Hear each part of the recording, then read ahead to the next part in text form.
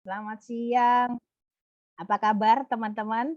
Waalaikumsalam. Wah, coba saya tanya ini sudah ada 100 orang nih, saya bingung juga ini siapa yang jawab ini ya, gitu. Oke, yang penting suaranya emang harus sama kayak saya, vibrasinya harus kenceng gitu, walaupun buka puasanya masih nanti gitu ya. Nah, kita ketemu lagi teman-teman di siang hari ini, luar biasa gitu ya. Nah, sambil kupas-kupas bawang, boleh nyimak, materi dari saya, tapi jangan sambil goreng-goreng karena nanti nggak bisa nyatet ya. Jadi harus dicatat. Siapin dulu kertas bukunya. Nyatetnya jangan di kertas. Saya takut kalau nyatet di kertas itu ntar hilang atau bahkan dibuat bungkus kacang. Nah, itu nanti ya. Jadi catatnya harus di buku. Udah ada bukunya kan? Mau tulis di buku yang transaksi itu juga boleh silahkan. Yang penting dicatat. Nanti kalau misalkan ada yang ingin ditanyakan belum dipahami, boleh di-capture untuk slide-nya sebagai bahan dari pertanyaan. Oh ya, eee, Ada. oke. Sebelumnya saya mohon maaf dulu, ini untuk, wajah saya agak delay ya, tapi yang penting suara sama slide-nya nanti nggak delay. Jadi nanti pada saat saya membawakan materi, jangan tatap wajah saya, tapi tatap slide-nya gitu ya, supaya bisa dipahami dengan baik. Kalau lihat wajah saya bingung gitu. Jadi lihat slide-nya aja, dicatat dan boleh di-capture, untuk nanti jadi bahan pertanyaan. Oke, sekali lagi untuk hari ini sama-sama kita niatkan bahwa kita akan belajar bersama pada hari ini. Mudah-mudahan apa yang sudah kita dapatkan mulai dari pertama kali kita ikut program Seed for Women sampai dengan hari ini, bahkan sampai nanti pendampingan berakhir, akan bermanfaat tidak hanya untuk diri kita sendiri, tetapi juga untuk orang-orang di sekitar kita. Siapa tahu usaha yang dilakukan oleh teman-teman sekarang bisa menjadi wasilah rezeki untuk orang lain juga, gitu ya. Oke, yuk kita mulai. Sambil saya share screen, ini alhamdulillah sudah ada 170 perempuan hebat yang luar biasa. Oke, tapi beberapa saya udah kenal kayaknya ya, beberapa saya udah kenal, beberapa tadi juga sudah ada yang WhatsApp ke saya, "Wah ternyata pematerinya Mamski," nah gitu ya. Oke, alhamdulillah. Beberapa juga ada yang saya belum kenal gitu. Nah, maka kalau yang belum kenal, saya mau kenalan dulu sebentar, saya, biar full. Oke. Nah, ini adalah aktivitas saya sehari-hari, teman-teman. Silakan nanti kalau ketemu saya di dunia maya atau di Facebook ya, di status WhatsApp untuk yang sudah berteman dengan saya boleh nanti colek-colek ya. Banyak Kak, lupa soalnya gitu ya. Oke, jadi silakan ini adalah beberapa kegiatan saya. Alhamdulillah sudah lama juga hampir 2 tahunan mendampingi teman-teman di Mercy Corps Indonesia gitu ya. Nah, mudah-mudahan nanti berlanjut sampai dengan tahun ketiga, tahun keempat, tahun kelima, bahkan sampai dengan tahun ke-10 gitu ya. Amin. Oke.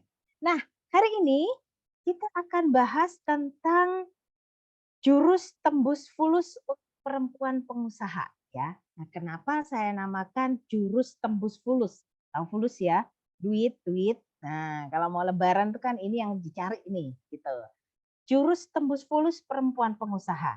Jadi saya ingin yang ada di room Zoom kali ini, 170 orang yang hadir di Zoom kali ini, persepsinya mesti sama. Persepsinya mesti sama bahwa perempuan yang hadir siang ini semuanya adalah pebisnis. Bukan penjual, bukan pedagang yang asal produknya laku terjual dapat cuan. Nah ya, jadi konsepnya semua yang ada di sini adalah pebisnis. Apa bedanya? Kalau pebisnis mikirnya jangka panjang, ya mikirnya jangka panjang.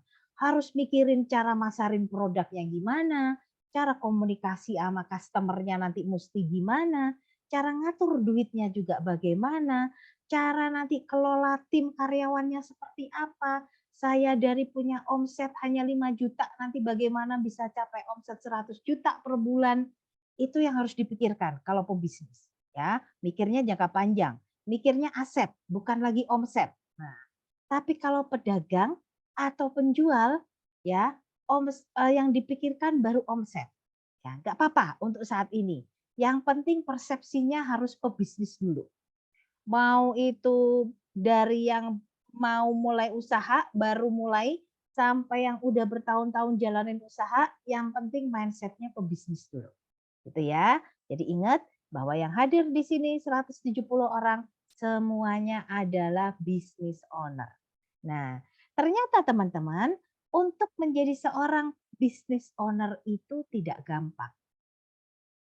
Oh, tantangannya banyak. Ibarat gunung kan kudaki, laut kuseberangi, gitu ya. Jadi ada beberapa hal yang nanti akan kita pelajari bareng bagaimana supaya kita semua yang ada di sini menjadi perempuan usaha yang tangguh, yang kuat ya. Supaya apa? Supaya tembus fulusnya. Karena sebagai seorang pebisnis untuk bisa dapetin fulus itu ternyata nggak gampang, gitu ya. Kalau sering ada yang bertanya ke saya, "Mam, kenapa bisnis saya begitu-begitu saja?" Udah cerita, baru saya tahu. Tentu saja bisnisnya begitu-begitu saja, karena yang dilakukan segitu-segitu aja. Ya, jadi yang dilakukan tetap itu aja. Nggak mau jemput bola ke customer, maunya nunggu orang datang. Kenapa hari ini belum ada yang laku terjual? Yang nggak ada orang yang beli, nggak ada orang yang datang. Nah, kayak gitu ya. Jadi ada banyak jurus nanti yang akan saya bagikan, kita sharing bareng di sana. Bagaimana supaya 170 orang yang hadir di sini betul-betul bisa menjadi perempuan pengusaha yang tangguh. Nah, gitu ya. Agenda kita hari ini ada 3, yaitu saya akan sharing tentang jurus jitu pemasaran, kemudian ada jurus bagaimana cara berkomunikasi dan berinteraksi dengan customer dan pelanggan. Lalu yang terakhir ada jurus bagaimana sih tips-tips untuk bisa menjadi perempuan pengusaha yang hebat dan kuat. Nah, ingat ya, perempuan itu dilahirkan dengan kondisi yang multitasking. Semuanya bisa dikerjain, gitu ya. Mau goreng tempe sambil nyapu, ambil ngepel, ambil nyuci, bisa semua, gitu ya. Tetapi antara satu orang dengan yang lainnya, perempuan satu dengan perempuan yang lainnya, hasilnya pasti berbeda. Kenapa? Karena cara melakukan aktivitasnya berbeda, gitu ya. Oke. Teman-teman, dari data yang saya dapat, ada 100 juta pengguna internet di Indonesia. Bayangin, 100 juta pengguna internet. 82% mencari kebutuhan sehari-hari melalui kebutuhan online. Ya, 82%-nya. 80% bisnis bertumbuh karena online. Dan paling banyak pelaku online 82% adalah perempuan. Bisa dibayangkan? Maka akan sangat disayangkan sekali kalau bisnisnya teman-teman tidak ada yang mengetahui. Kalau bisnisnya teman-teman belum banyak orang yang kenal. Ya, ingat ada 100 juta pengguna internet. Nah, zaman sekarang nggak ada lagi namanya tempat atau orang yang nggak punya handphone. Kalau toh ada itu bisa dihitung sama jari. Gitu ya. Jadi pastikan bahwa 170 orang yang ada di sini adalah menjadi bagian dari 82 perempuan yang bisnisnya bertumbuh melalui online. Caranya bagaimana? Caranya kita harus tahu dulu bagaimana perubahan customer saat ini. Siapa yang ngerasa ada perubahan? Pasca sebelum pandemi sampai dengan sekarang setelah pandemi. Dulu Mam, waktu sebelum pandemi saya sehari bisa laku 1000 piece. Sekarang pas habis pandemi jangankan 1000, 100 aja susahnya setengah mati. Oh, itu banyak banget yang masuk ke saya sampai dengan hari ini. Ya, jadi teman-teman boleh dicatat bahwa saat ini era sekarang yang berubah adalah perilaku customer, behavior customer itu yang berubah. Saya yakin di grup ini, saya yakin di room Zoom ini ada berbagai macam usaha yang sedang dijalankan oleh teman-teman. Bisa jadi ada fashion, bisa jadi ada kuliner, bisa jadi ada jasa, ya. Bisa jadi ada skincare, ada yang herbal dan lain sebagainya. Silahkan. Tapi yang penting teman-teman harus pahami bahwa zaman sekarang, zaman now, orang berbisnis yang harus diperhatikan adalah behavior customer, perilaku customer. Kalau dulu teman-teman mungkin mengenal dengan sebutan 4P. Ya, udah paham ya? Ada yang pasti tahu 4P itu apa? Product, price, place, promotion. 2022 4P udah shifting bergeser menjadi 4C. 4C itu apa? Customer solution, customer currency, convenience, dan communication. Bedanya apa, Mam? Saya jelasin. Kalau produk, ya nanti bisa sambil dicatat. Produk, maka dulu produk yang cari customer. Saya misalkan, Tias nih, saya mau jualan keripik tempe Ya udah saya bikin tuh keripik tempe. Mulai dari keripik tempe model bulat, model segitiga, model kotak, model persegi panjang, saya bikin. Siapa nanti yang beli? Udah pokoknya nanti pasti ada aja yang beli. Jadi saya bikin produknya. Ya kan? Saya bikin produknya. Zaman now orang lebih memilih customer solution. Udah geser. Tidak lagi begitu ada produk mereka langsung beli. Tapi akan dilihat dulu, customer akan melihat apakah produk yang dibuat ini, apakah produk yang diluncurkan bisa menjadi solusi bagi permasalahan yang saya hadapi. Saya misalkan punya keluhan rambut rontok misalkan. Nah, saya akan cari produk sampo yang bisa jadi solusi bagi rambut rontok saya. Maka ketika ada banyak orang nawarin, nih ada produk sampo A, produk sampo B, produk sampo C, saya pasti akan pilih kira-kira yang bisa jadi solusi untuk rambut rontok saya yang mana ya. Nah, bergesernya ke sana. Bagaimana produk itu tidak hanya sekedar menjadi produk komoditi, tetapi juga bisa menjadi solusi bagi permasalahan yang dihadapi customer. Itu shifting dari 4P ke 4C untuk produk. Berikutnya ke price. Kalau dulu begitu bikin produk, misalkan saya tadi bikin keripik tempe. Oh, HPP-nya sekian, oke. Saya jual untuk keripik tempe original yang bulat 12.000 deh sebungkus.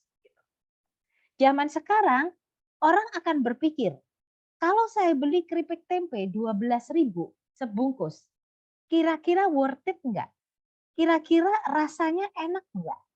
Kira-kira dari sisi packagingnya menarik enggak? Mudah saya bawa kemana-mana enggak? Jadi customer mulai berpikir, dengan saya ngeluarin duit sejumlah sekian, saya dapat apa nih? Itu cocok nggak dengan uang yang saya keluarkan? Nah, itu yang disebut dengan customer currency. Jadi ada tukar menukar di sana, gitu ya. Kemudian untuk place, kalau dulu saya misalkan bikin keripik tempe, ya udah saya buka outlet lah di Jalan Soekarno Hatta misalkan. Nah sekarang orang lebih cari nyamannya. Bagaimana ketika saya pengen keripik tempe yang original dengan bentuk bulat, saya mau cari tidak hanya di Soekarno Hatta, tapi di daerah manapun ada. Lebih ke nyamannya gitu. Ah saya enak dengan produk ini, nyaman. Karena apa? Gampang didapatnya di mana-mana bisa. Itu untuk place ke convenient. Lalu promotion. Dulu promosinya masih ya pokoknya bagi brosur, flyer, kartu nama, ikut pameran gitu ya. Zaman sekarang promosi tidak lagi hanya sekedar buka booth, ikut pameran, sebar brosur, pasang spanduk, ya, pasang di radio, tidak hanya sekedar itu. Tapi cara kita mengkomunikasikan kepada customer itu adalah juga salah satu bentuk dari promosi. Udah geser tuh ke 4C. 2023 awal masuk lagi ke 4E. Ya, ini baru nih, 4E. Dari customer solution, orang mulai bergeser ke customer experience. Jadi kalau orang di 2022 beli produk itu, produk ini bisa jadi solusi nggak ya buat masalah saya? 2023 perilaku customer udah geser lagi. Mereka tidak sekedar cari produk yang bisa kasih solusi untuk permasalahannya, tetapi mereka mencari produk yang bisa memberikan mereka pengalaman lebih, yang bisa membuat mereka punya experience dengan produk tersebut, sehingga mereka bisa bercerita kepada orang lain. Misal, tadi saya punya keluhan rambut rontok. Oh, saya kalau beli sampo, berarti saya beli sampo untuk produk yang bisa menjadi solusi bagi rambut rontok. Itu tahun 2022. 2023, ketika ada banyak pilihan sampo, saya nggak asal beli, walaupun khasiatnya sama. Sebagai anti rambut rontok. Saya akan cari nih, dari semua jenis sampo yang anti rambut rontok, yang bisa ngasih saya pengalaman menarik yang mana? Oh, ternyata dari sampo A. Saya kalau pakai sampo A itu kulit kepala berasa adem. Seharian nggak mandi tuh kayaknya kulit kepala nyes. Nah, gitu. Kalau sampo B enak sih, emang baunya harum. Tapi di kulit kepala nggak nyes. Nah, maka saya akan pilih produk sampo A. Jadi butuh experience atau pengalaman bagi orang, bagi customer untuk mencoba suatu produk, untuk memutuskan ketika mereka mau beli suatu produk. Oke ya, dari customer solution pindah ke customer experience. Dari customer currency yang 2022 orang akan melihat harga, oh kalau keripik tempe 12.000, saya dapatnya setengah kilo ya, masuklah si worth it, terbilang murah. Oke, saya akan beli. Tapi sekarang pertukarannya tidak hanya sekedar di sana. Ketika saya beli keripik tempe 12.000, apakah keripik tempe ini bisa memberikan sesuatu yang menarik buat saya?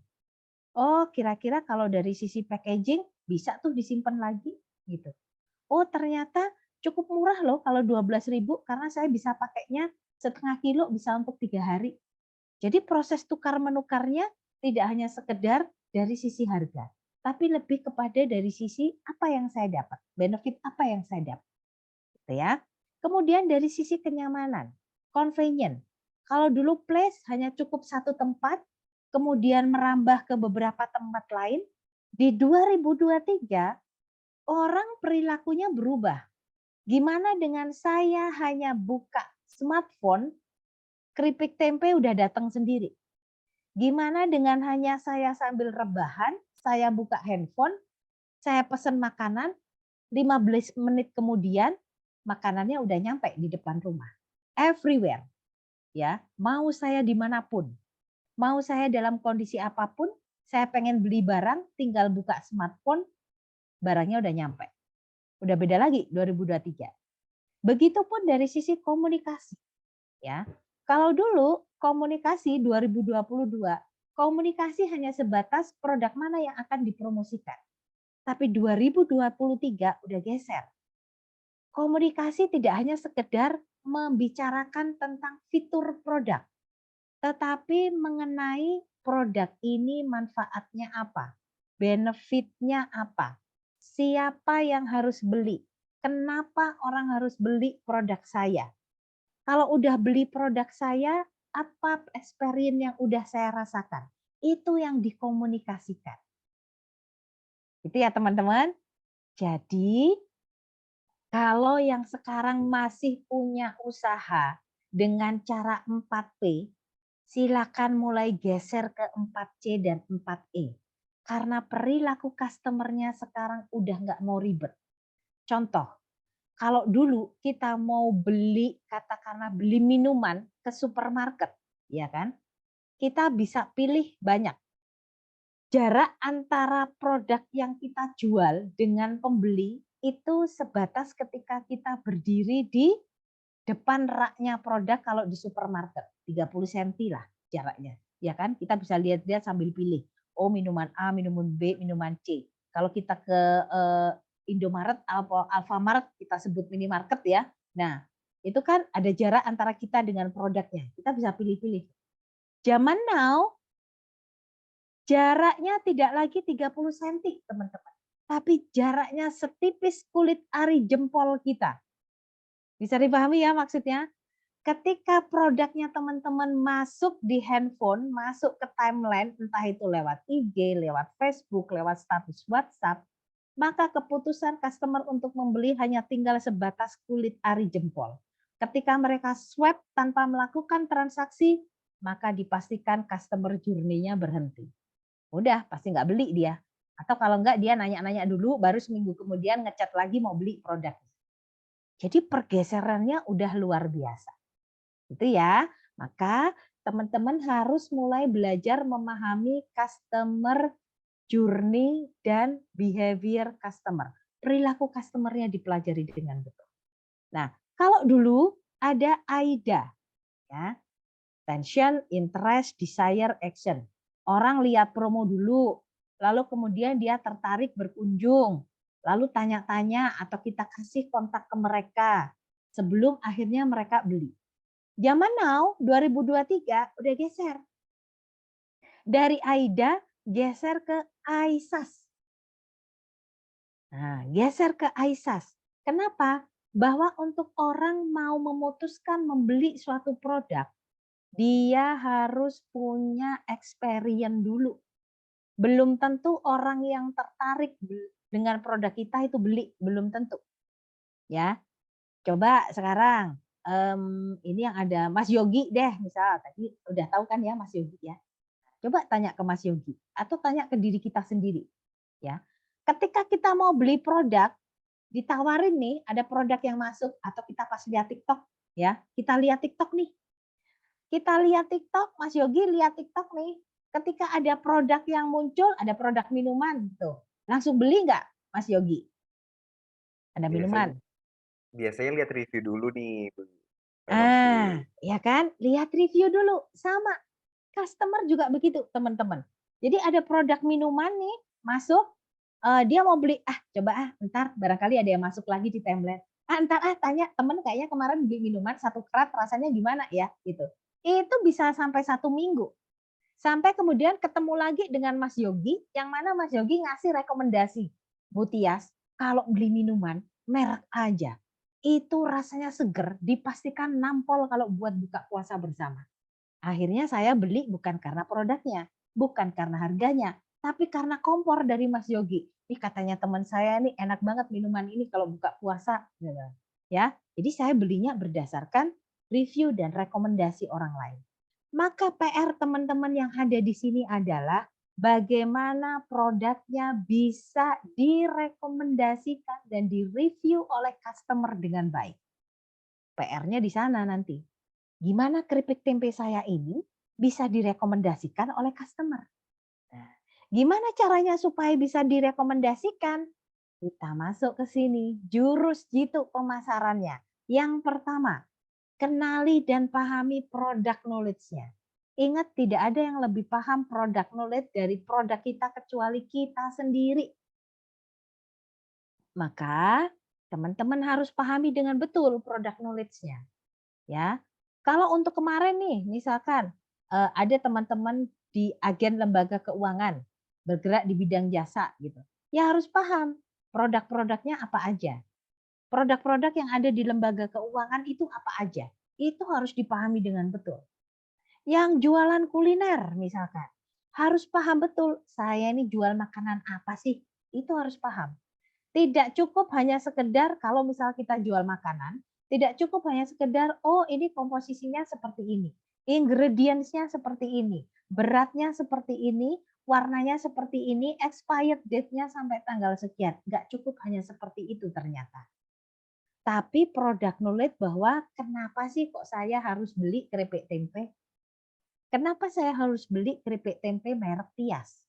Nah, dari sekian penjual keripik tempe ada di Malang, kenapa saya harus beli keripik tempe merek Tias? Nah, itu butuh untuk kenal dan paham dengan produk knowledge-nya. Yang kedua, kenali dan pahami target market-nya. Target market itu siapa sih? Kepada siapa produk ini kita jual? Kalau saya tanya ke teman-teman, Bu, target marketnya siapa? Oh, target market saya perempuan, Bu Tias gitu. Ya perempuan itu banyak gitu ya.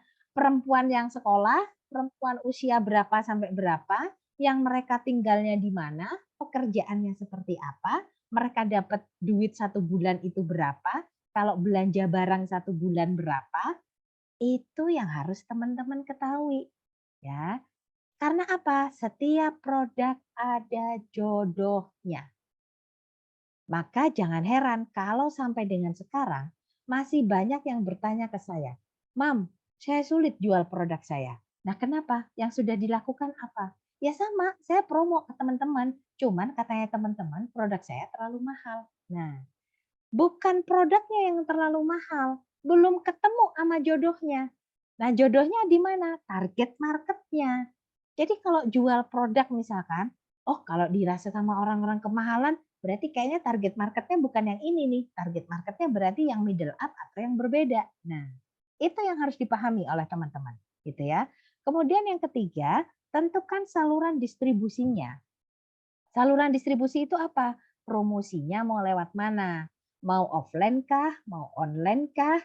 Kalau mau online mau pakai apa? Mau pakai media sosial, mau pakai media pesan, atau pakai platform distribusi konten. Ya, kalau pakai media sosial berarti ada Facebook, IG. Kalau mau pakai media pesan berarti ada WhatsApp, ada Line, ada Tele, ya. Kalau mau pakai platform distribusi konten berarti ada TikTok, ada YouTube. Silakan, teman-teman mau pakai yang mana? Sesuaikan dengan karakter produknya. Mam, kalau mau jualan offline dengan online boleh nggak? Boleh banget. Omni channel, hajar semuanya. Ya, nanti tinggal setiap hari dilihat. Saya dapat duit paling banyak dari mana ya? Oh, ternyata dari WhatsApp marketing. Oh, saya paling banyak ternyata dari TikTok. Oh, saya dapat duit paling banyak ternyata dari Instagram. Nah, tinggal nanti itu yang dikuatin. Gitu ya. Nah, kemudian pahami customer journey. Customer journey itu apa sih? Perjalanan customer ketika mereka melihat suatu produk sampai kemudian memutuskan untuk beli suatu produk. Seperti yang tadi saya sampaikan di slide sebelumnya, ya. Jadi kalau saya mau beli minuman kayak Mas Yogi tadi, nggak mungkin saya langsung beli. Pasti tanya dulu ke teman, lihat-lihat dulu toko sebelah gitu, ya. Jadi itu yang harus dipahami, customer journey-nya. Lalu gunakan kekuatan sosial media. Banyak sekali yang bilang, "Mam, saya sudah punya Facebook, saya sudah punya IG, saya sudah punya, ada beberapa macam platform yang saya pakai, tapi nggak maksimal semuanya." Nah, kayak gitu kan sayang banget. Jadi gunakan sosial media yang paling mudah digunakan oleh teman-teman. Kalau misalkan mudah pakai WhatsApp marketing, ya sok pakai WhatsApp marketing, it's okay, nggak apa-apa. Ya, ada salah satu, mente saya gitu, jualannya full hanya dari WhatsApp marketing. 1 bulan omsetnya berapa? Hampir di 1 M. Hanya dari WhatsApp marketing. Nggak pakai Facebook, nggak pakai IG. Facebook-nya hanya untuk personal branding owner-nya. Tapi bisa tuh nyampe hampir 1 M. Nah, berarti peluangnya juga gede buat teman-teman untuk bisa ke sana. Tinggal difokuskan. Mau pakai sosial media yang mana, itu yang dikuatin. Ya. Nah, jurus yang selanjutnya konsisten, komitmen, dan persisten. Lakukan itu secara terus-menerus, diniatkan, ya, dan harus dilakukan dengan penuh ketekunan. Jangan naik turun. Jangan kalau dikomplain customer langsung baper, nangis di pojokan. Jangan gitu. Ya itu bagian dari proses gitu kan. Jadi harus dilakukan dengan konsisten terus-menerus. Ingat untuk mendapatkan hasil yang baik, untuk mendapatkan hasil yang maksimal butuh minimal waktu 66 hari untuk menjadi suatu kebiasaan baru. 66 hari tuh. Makanya kalau teman-teman biasanya nih, saya tahu ada teman-teman yang misalkan sering ikut posting di Facebook selama 30 hari atau ikut challenge menulis di Facebook 30 hari. Kenapa sih kok 30 hari? Ya karena untuk menjadi kebiasaan baru butuh waktu 66 hari. Gitu ya. Jadi fokuskan dulu ke 3 hal yang terutama. Product knowledge-nya harus dikenali dan dipahami, product knowledge-nya, target market-nya, maka kita bicara produknya ini mau dijual ke siapa, ya. Kemudian yang ketiga, cara promosiinnya mau seperti apa. Udah, 3 ini dulu fokus, ya. 3 ini dulu fokus is okay, nggak apa-apa. Product knowledge-nya, target market, kemudian saluran distribusinya, gitu ya. Nah, kalau itu sudah dilakukan, apa yang harus dilakukan bagi teman-teman yang sudah punya customer? Mam, saya udah punya database customer cukup banyak nih, Mam. Udah ada 100 orang gitu. Nah, maka apa yang harus dilakukan supaya produknya bisa diterima dengan baik? Satu, lakukan reprofiling target market. Reprofiling itu apa sih? Reprofiling itu mapping customer. Customer-nya dipetakan lagi. Oh, hari ini ada 10 orang yang beli produk saya. Ada si A, si B, si C, si D, si E, si F sampai dengan 10 tuh.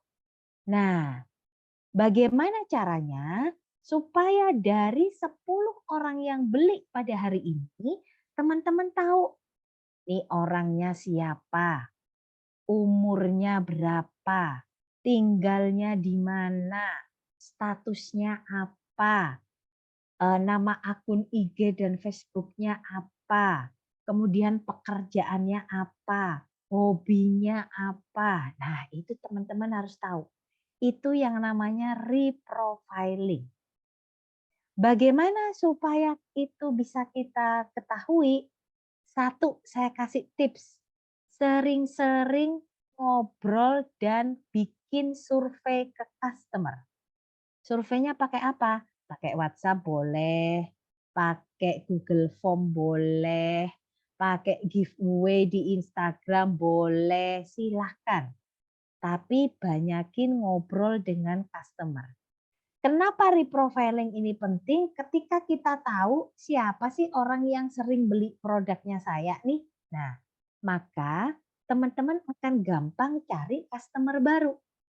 Oh, yang paling banyak beli ternyata ibu-ibu usia 25 sampai 30 tahun yang mereka tinggal di perumahan middle up dan mereka punya anak sekolahnya di universitas yang SES A, SES B. Maka kalau jualan produk, jualah di perumahan-perumahan yang kelas A dan kelas B. Pasti ketemu nanti, pasti ada yang beli. Karena apa? Target marketnya di sana. Nah, makanya itu penting ya. Kemudian yang kedua, buat pelanggan spesial. Makanya ini penting untuk teman-teman simpan nomor WhatsApp customer ya. Entah itu dikumpulin dalam satu grup atau saling save nomor kontak ya. Paling simpel saling save nomor kontak gitu. Bikin mereka jadi spesial dengan cara apa? Bikin jadwal untuk say hello ke mereka. Sapa-sapa seminggu sekali gitu ya. Seminggu 2 kali. Sapa-sapanya di mana? Sapa-sapa boleh komen di status WhatsApp-nya mereka atau iseng-iseng di WhatsApp kayak sore nih nanti nih habis dari nge-Zoom, silahkan customer-nya pada disapa.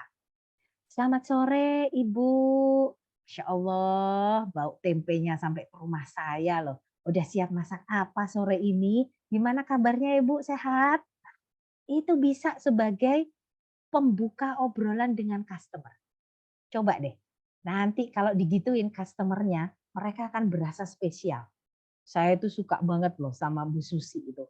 Soalnya kalau sama Bu Susi itu kadang suka disapa saya. Lucu orangnya. Nah, pasti itu yang akan teringat oleh customer. Sehingga ketika customer itu mau beli, anggaplah Bu Susi ini jualan keripik tempe. Ketika customer-nya mau beli keripik tempe, yang diingat pertama kali pasti Bu Susi. Nah, gitu ya. Jadi bikin pelanggan spesial. Bangun kedekatan hubungan personal. Kalau sering sapa-sapa, sering ngobrol dengan customer, secara otomatis akan terjalin kedekatan emosional. Tujuannya supaya apa sih?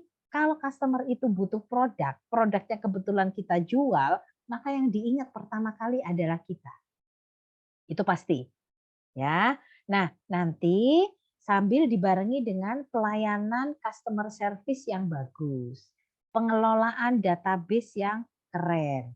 Ya, jadi customer relationship management itu strategi bagaimana cara kita mengelola database customer.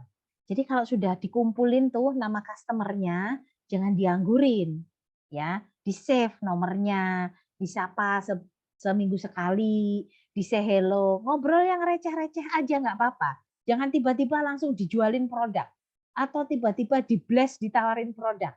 yang ada nanti teman-teman diblokir ya. Walaupun kita ini penjual. Ingat tidak ada di dunia ini orang yang mau dijualin walaupun kita penjual. Ya kan? Kalau kita terima broadcast-broadcast isinya jualan, lama-lama kan risih juga. Maka sebelum broadcast, sapa-sapa dulu customer-nya. Ajakin ngobrol dulu biar deket ya, biar mereka merasa spesial. Sampai sini paham ya? Oke, kita lanjut. Nah, jurus pemasaran tadi ya, silakan diaplikasikan, tetapi mengaplikasikannya tidak bisa hanya dari jurus pemasaran saja. Teman-teman harus juga membekali diri dengan bagaimana sih cara saya berkomunikasi supaya produk yang saya pasarkan ini bisa diterima dengan baik ke customer. Maka butuh komunikasi yang bagus dengan customer untuk teman-teman bisa mendeliver value produk, bisa menyampaikan pesan dari produk, bisa menyampaikan manfaat dari produk, bisa ngomporin ke orang lain supaya orang itu beli produknya kita. Itu butuh komunikasi yang harus dilatih setiap hari. Tidak bisa hanya sekedar ngobrol bla bla bla bla bla wek wek wek wek habis itu selesai. Bisa. Harus dilatih secara terus-menerus, ya. Nah, berkomunikasi ini harus melihat target marketnya siapa.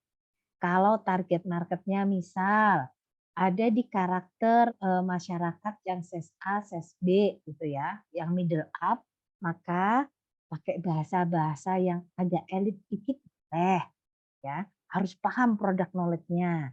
Tapi kalau misalkan target marketnya adalah di second city atau di daerah-daerah yang pinggir kota atau di masih masuk ke pelosok, jangan pakai bahasa yang sulit-sulit gitu. Nggak masuk nanti produknya pasti nggak akan diterima. Tapi pakai bahasa yang sederhana ya. Nah, dalam arti yang bisa dilakukan oleh teman-teman, mau siapapun target marketnya, dalam berkomunikasi, gunakan bahasa yang sederhana dan mudah dipahami. Ini yang penting, mudah dipahami. Apalagi kalau teman-teman nawarin produknya pakai WhatsApp. Ingat, bahasa WhatsApp itu banyak sekali menimbulkan konflik. Betul ya? Saya bilang menimbulkan konflik. Salah titik koma aja itu bisa berantem mak-mak tuh, ya. Saya bacanya sambil emosi, sama sambil ketawa-ketawa, itu artinya juga bisa berbeda. Nah, maka gunakan bahasa yang sederhana dan mudah dimengerti. Apalagi kalau teman-teman berinteraksinya via WhatsApp, ya. Jadi, gunakan bahasa yang sederhana, mudah dipahami, informasinya sampaikan dengan jelas dan terbuka. Jangan hanya menjawab apa yang ditanyakan oleh customer. Misal, Bu Tias, stok keripik tempenya yang bulat masih ada, Bu? Oh, ada. Udah. Stoknya tinggal berapa? Ada 10. Harganya masih tetap atau udah berubah, Bu? Ini mau lebaran. Oh, ada naik 1.000. Kira-kira kalau saya beli 1 karton atau saya beli 2 lusin misalkan, masih ada nggak Bu Tia stoknya? Oh ada, udah nanti sampai ke pertanyaan kelima dia pasti akan cari penjual yang lain. Gitu, paham ya sampai sini maksud saya? Dalam arti, informasinya harus disampaikan lengkap. Misal, "Selamat siang Bu Tias, mau nanya Bu, untuk keripik tempe yang bulat ukuran 1/2 kilo, apakah stoknya masih ada?" Jawabnya jangan hanya dijawab, "Oh masih ada," jangan.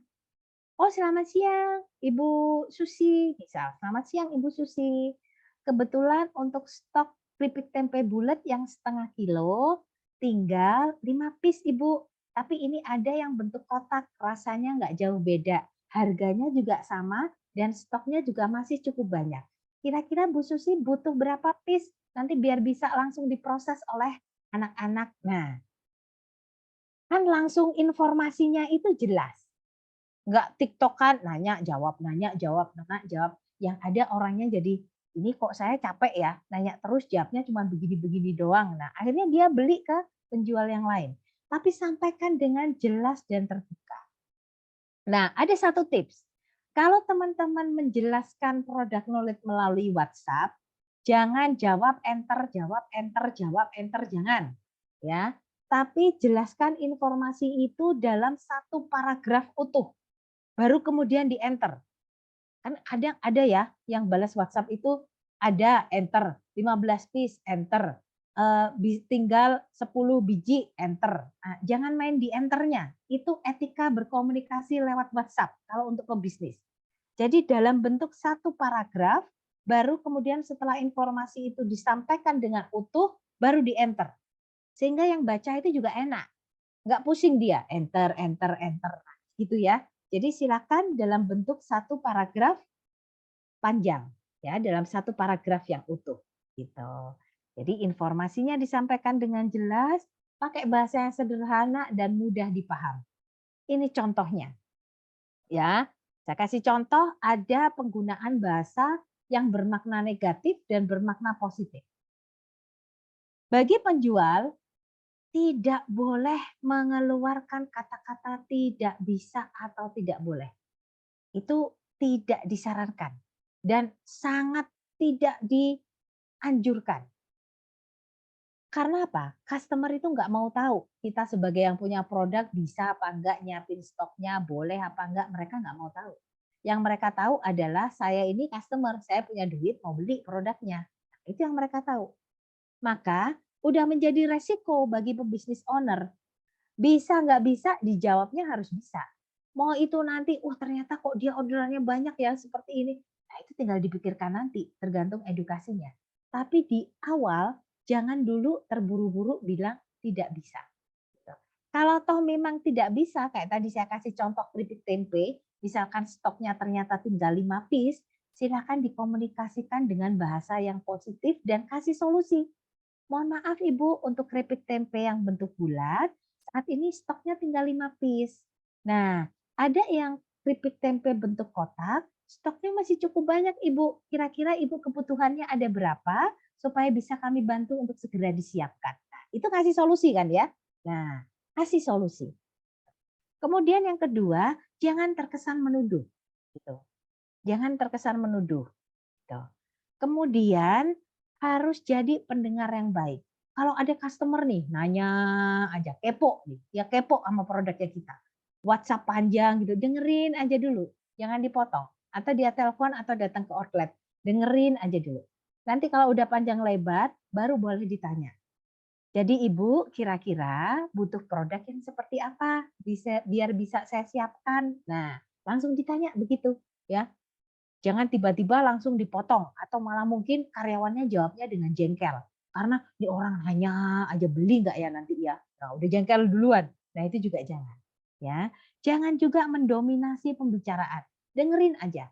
Pokoknya jangan dipotong, jangan disela, ya, jangan mendominasi pembicaraan. Ingat teman-teman, dalam etika berkomunikasi, kualitas dari cara kita mendengarkan seseorang berbicara, itu akan mempengaruhi kualitas dari pertanyaan yang kita ajukan, gitu ya. Jadi, dengerin dulu kalau ada orang mau curhat, gitu ya. Dengerin aja dulu, ada orang mau curhat tentang produknya, ada orang mau curhat tentang masalahnya, ada orang mau, curhat tentang keluhan misalkan produk makanannya, dengerin aja dulu, gitu ya. Baru nanti kita kasih respon, gitu ya. Ini contohnya, misal, "Ibu, karena Ibu datangnya kesorean, transaksinya nggak bisa dijalankan hari ini. Ibu datang lagi aja ya besok." Udah ada solusinya, bagus. Tapi itu sama aja dengan kayak kita itu langsung motong ngasih pagar ketika ada orang mau masuk rumah, ya. Sore-sore nih, "Bu Tias, mohon maaf tadi hujan nih di rumah," gitu. "Saya, langsung datang ke sini ini tadi habis ngantar anak saya sekolah, mau bayar tagihan listrik," misalkan. Nah, udah hujan-hujan tuh dia datang, udah nyampe di rumah. Ternyata langsung dijawab, Ibu datangnya kesorean, transaksinya udah nggak bisa, besok aja gimana?" Nah, coba bayangin customer-nya gimana? Pasti kecewa kan ya? pasti kecewa, walaupun itu mungkin tidak ditampakkan. Nah, kalau udah kecewa, "Ya saya mah udah hujan-hujan datang ke sini Bu, mau transaksi satu aja bisa nggak?" "Nggak bisa Ibu, udah kesorean." Kira-kira orangnya seperti apa? Dia pasti akan cari penjual yang lain. Dia pasti akan cari orang yang bisa melayani dia dengan baik, cari yang lain.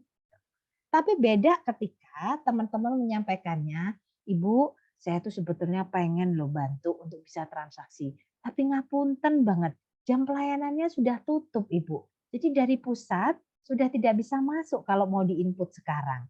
Kalau saya bantu transaksinya besok pagi bagaimana? Atau sekalian saya samperin pas nanti saya antar anak saya sekolah, kira-kira gimana? Mboten menapa nggih?" Gitu. Ah, nggak apa-apa pakai bahasa-bahasa seperti itu.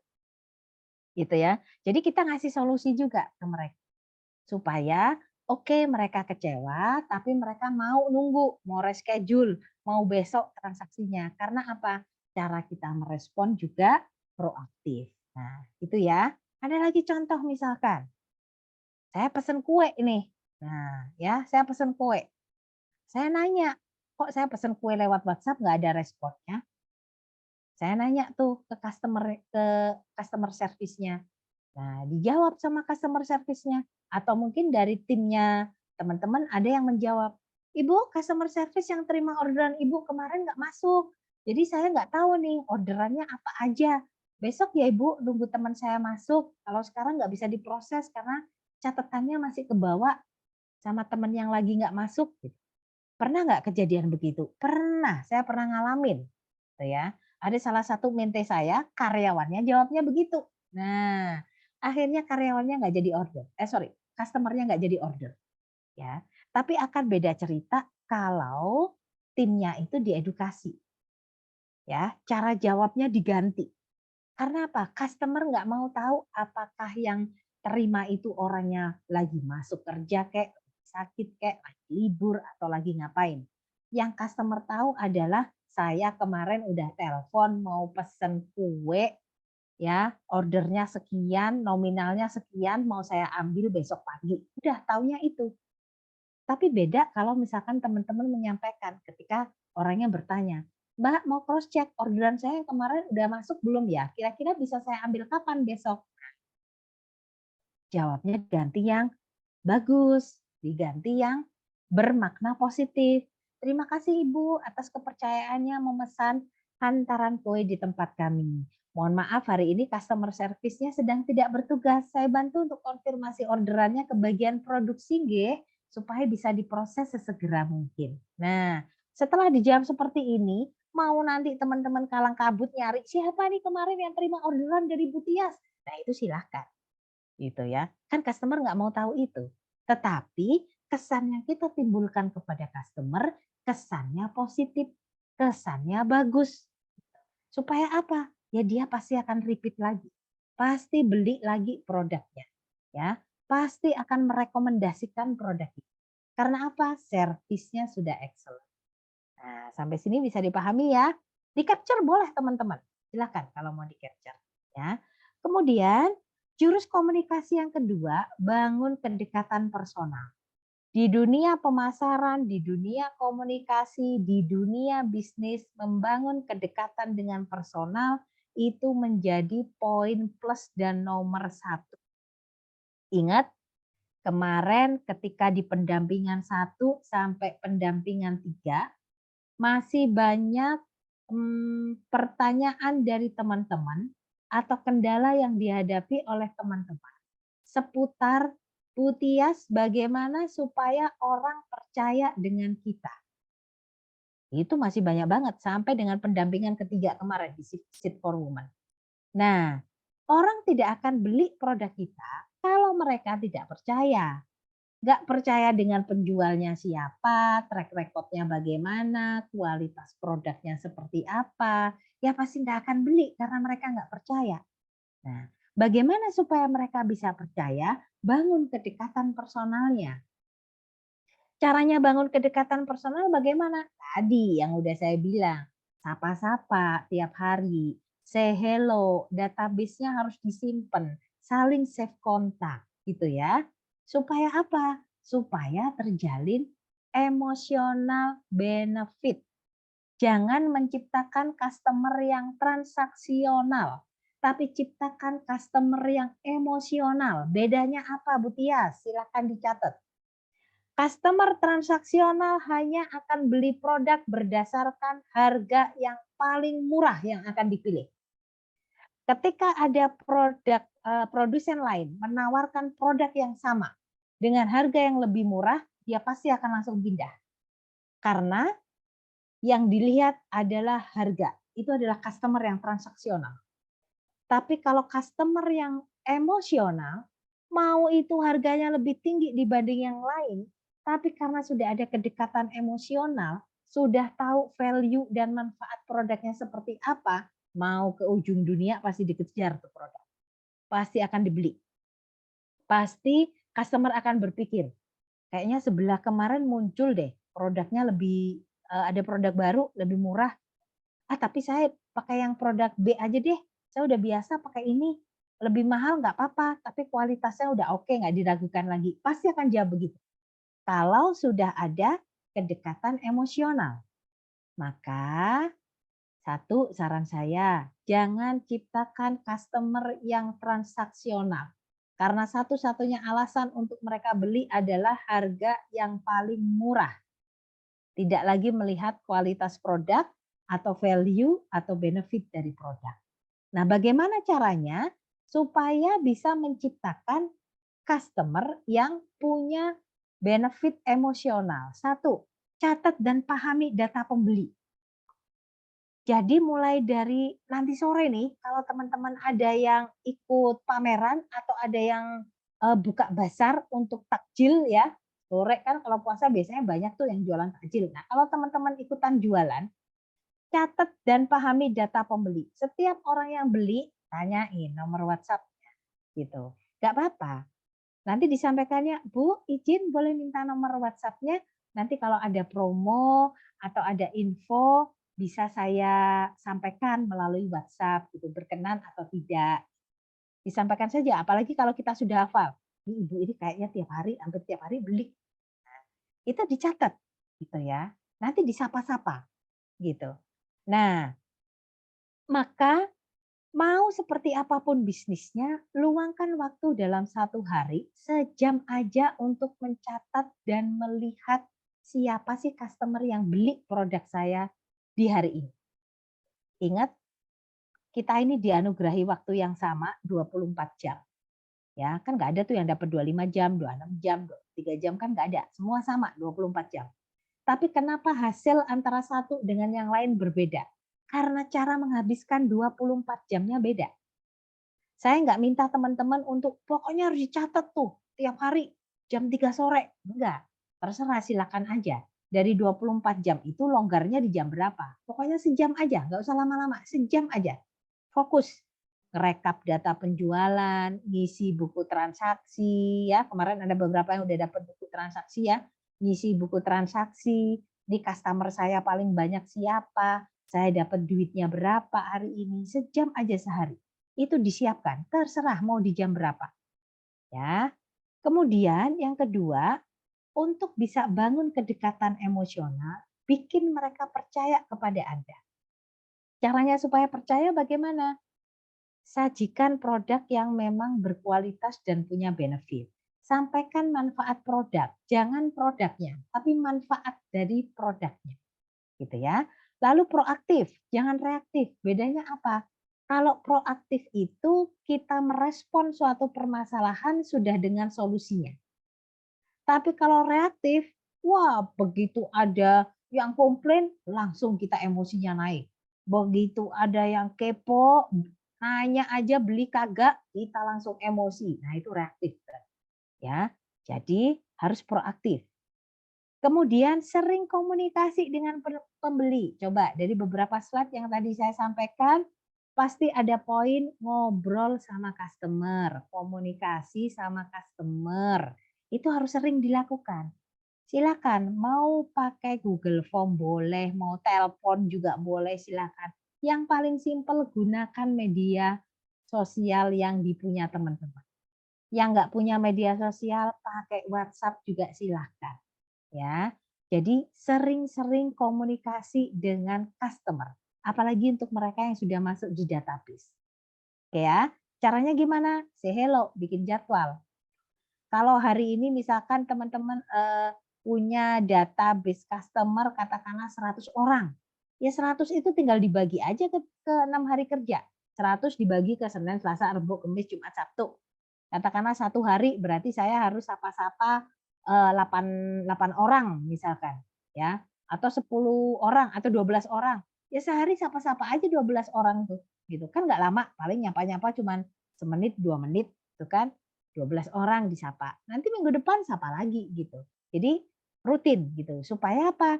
Supaya teman-teman sebagai pebisnis owner, sebagai yang punya produk itu jadi orang yang ngangenin buat customer. Ketika sudah jadi orang yang ngangenin, maka mereka pasti akan percaya kepada kita. Boleh dicoba, saya udah praktek soalnya. Ya, boleh dicoba gitu.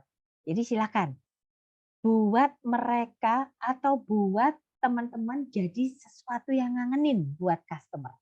Nah, gitu ya. Mau itu orangnya yang jual, mau produknya, pokoknya semuanya jadi sesuatu yang ngangenin buat customer.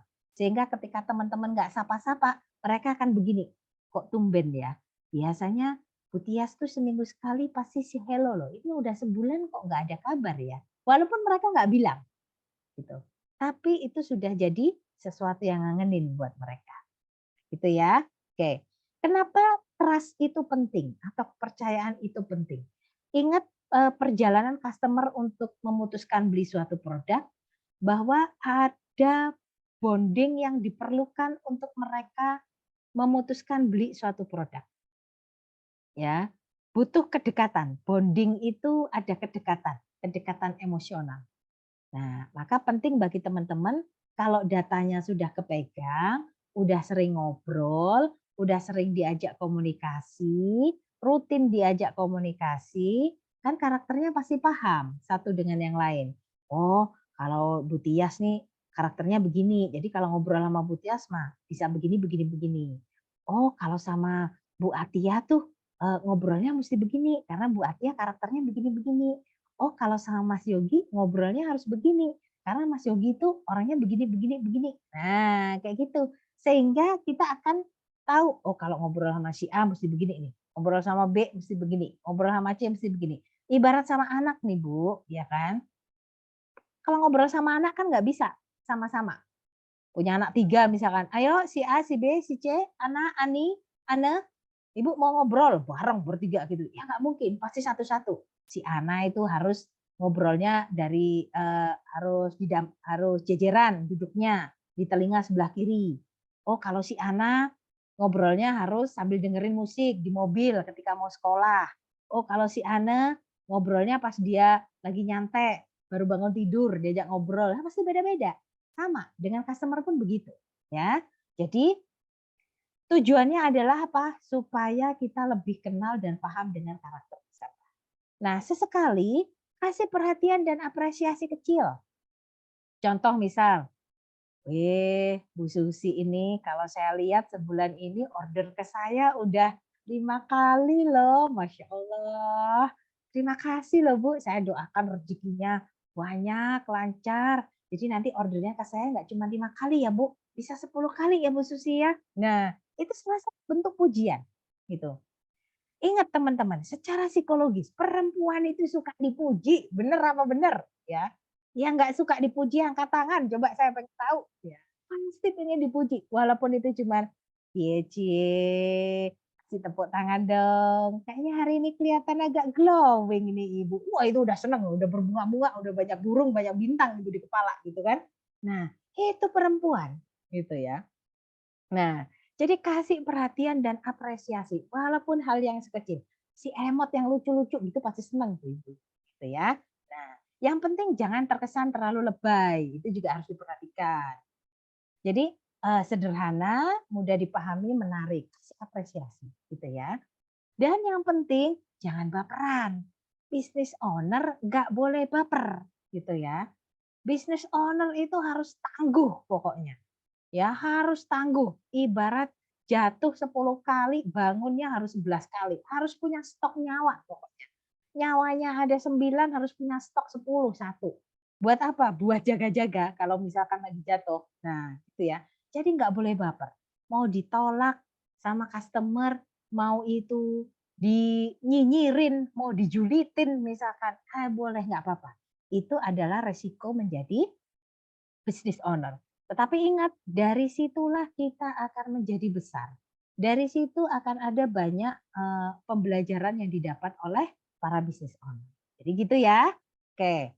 Nah, ada salah satu tips teman-teman ketika kita sedang berbicara dengan seseorang, gitu ya. Kalau berbicara dengan seseorang itu di teori komunikasi itu ada namanya gelombang alfa. Gelombang alfa itu jadi di otak itu ternyata banyak aliran listriknya, teman, gitu ya. Banyak aliran listrik. Ada gelombang alfa, gelombang theta, gelombang macam-macam deh pokoknya gitu, yang kita nggak kelihatan. Nah, salah satunya ada namanya gelombang alfa. Gelombang alfa ini akan muncul ketika seseorang sedang dalam kondisi tenang dan tidak ada kecemasan. Dia ngerasa nyaman, enak nih, adem ayem nih suasananya gitu. Dia lagi nggak, terburu-buru, lagi nggak dalam emosi gitu ya. Nah, ini adalah kondisi di mana seseorang itu paling gampang untuk dipengaruhi. Entah itu dipengaruhin suruh beli produk, entah itu dipengaruhin ditawarin kita mau jelasin suatu produk, itu adalah kondisi yang paling bagus. Nah, kalau ada pertanyaan, "Mam, berarti gimana caranya supaya kita tahu bahwa orang itu dalam kondisi gelombang alfa?" Nah, itu tadi pentingnya kita kenal dengan karakter customer. Biasanya ketika orang-orang sedang dalam kondisi, dia dipenuhi dengan gelombang alfa itu, ketika ngobrolnya udah nyambung sama kita. Orang kalau ngobrol itu kan nggak mungkin tiba-tiba ngobrol nggak pakai basa-basi langsung hahihi gitu kan jarang ya. Kecuali kalau kita kenal deket banget. Kenal deket banget aja kadang masih basa-basi, dari mana tadi?" Gitu. "Udah lama datangnya?" Nah, masih perlu basa-basi seperti itu.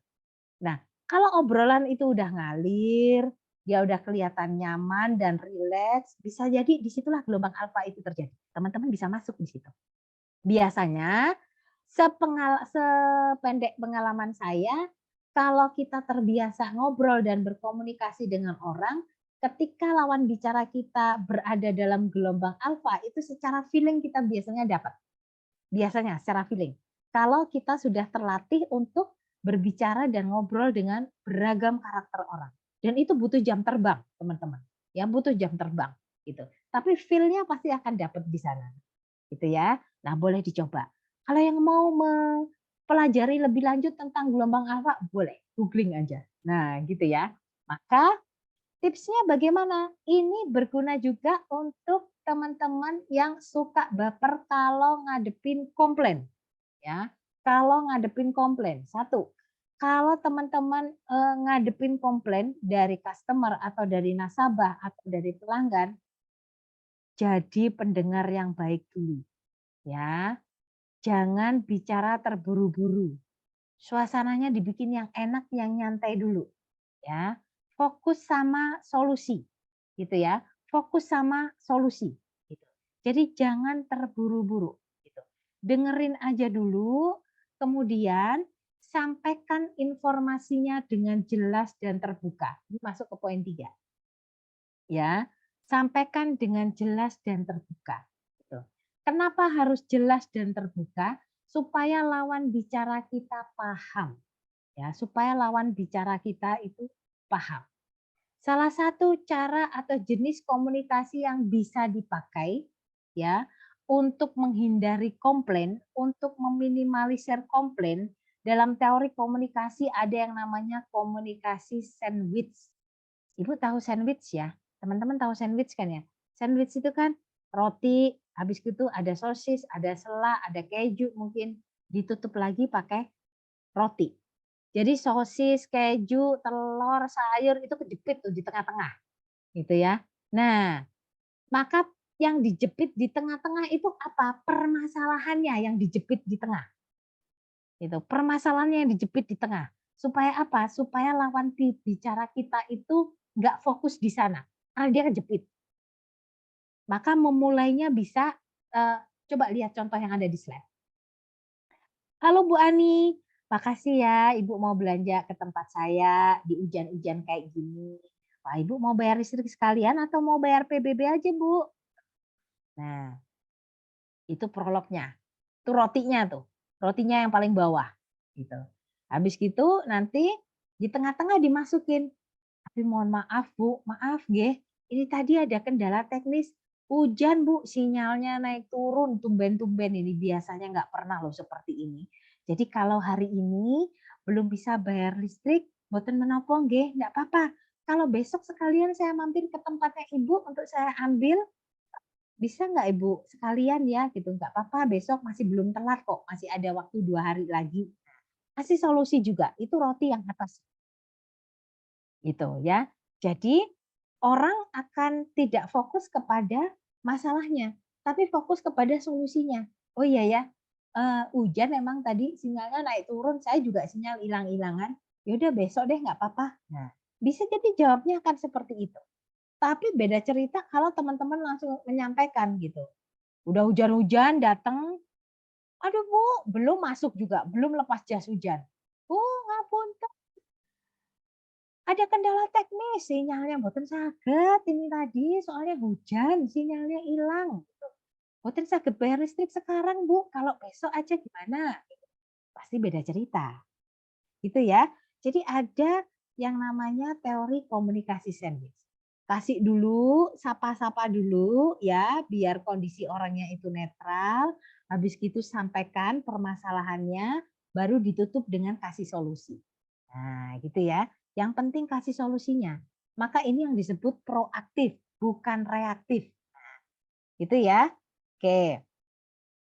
Menghadapi komplain, selain teman-teman harus terbiasa menggunakan komunikasi service, terbiasa menggunakan bahasa yang mudah dipahami dengan kalimat sederhana, mewajibkan untuk jadi pendengar yang baik, maka ada beberapa tips yang harus dicatat atau di-capture. Boleh, silakan ya. Satu, harus bersikap tenang dan jangan panik.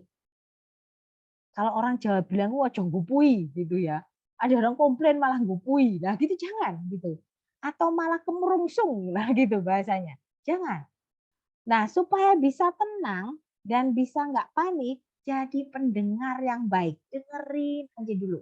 Orang mau ngobrol nyerocos, mau ngobrol ngomel, mau komplain nyinyir, julid A sampai Z, dengerin dulu nggak apa-apa. Minum aja air putih yang banyak gitu ya. Nah, itu. Jadi nggak apa-apa Ibu, dengerin aja dulu, gitu. Nah, nanti kalau sudah didengerin kayak tadi, kasih solusi. Ya, solusi kalau bisa tidak hanya satu, tapi kasih beberapa opsi.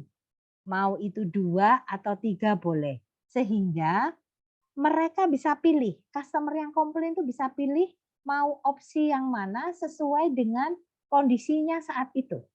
Ya, jangan hanya cuma dikasih satu. Jadi saran saya kasih pilihan 2, ya, kasih pilihan 2 minimal 2, yang mana dia bisa pilih, gitu, ya. Nah, kalau sudah dipilih, kalau kita sudah kasih, solusi, jangan kemudian kita mendominasi sehingga kesannya debat kusir, jangan. Kemarin waktu di pendampingan ya, waktu di pendampingan, ada salah satu peserta itu yang cerita, ya, ketika menghadapi banyak komplain, WhatsApp-nya malah dimatikan. Nah, itu juga jangan ya teman-teman, WhatsApp-nya dimatikan. Atau ada yang balasnya itu lama, kelihatan kan, wah ada si ibu A nih, WhatsApp nih, ini pasti komplain nih, balasnya lama, emang sengaja dilamain gitu. Nah, itu juga jangan ya. Jadi harus cepat direspon. Kadang ketika customer itu komplain, yang dilihat itu sebetulnya bukan jawabannya, tapi cara kita merespon itu seperti apa? Cepat atau enggak? Semakin kita lama merespon, semakin kita bulat meresponnya, dia akan semakin emosi, gitu. Tapi ketika kita cepat merespon, Walaupun ketika saat merespon itu kita belum punya solusi, paling tidak kita harus jawab dulu. Baik Ibu, komplainnya saya terima dulu nggih, saya pahami dulu, mohon maaf ini sekarang saya masih di luar rumah. Nanti malam selepas tarawih insya Allah saya follow up. Udah dijawab gitu aja. Atau misalkan itu terkait dengan pihak lain, misalkan kalau di sini ada agen LKF ya, terkait dengan fitur-fitur atau sistem dari lembaga keuangannya, maka bisa disampaikan. Ibu, komplainnya saya tampung terlebih dahulu nggih, gitu. Saya pahami dulu, nanti saya bantu menyampaikan ke pihak lembaga keuangannya.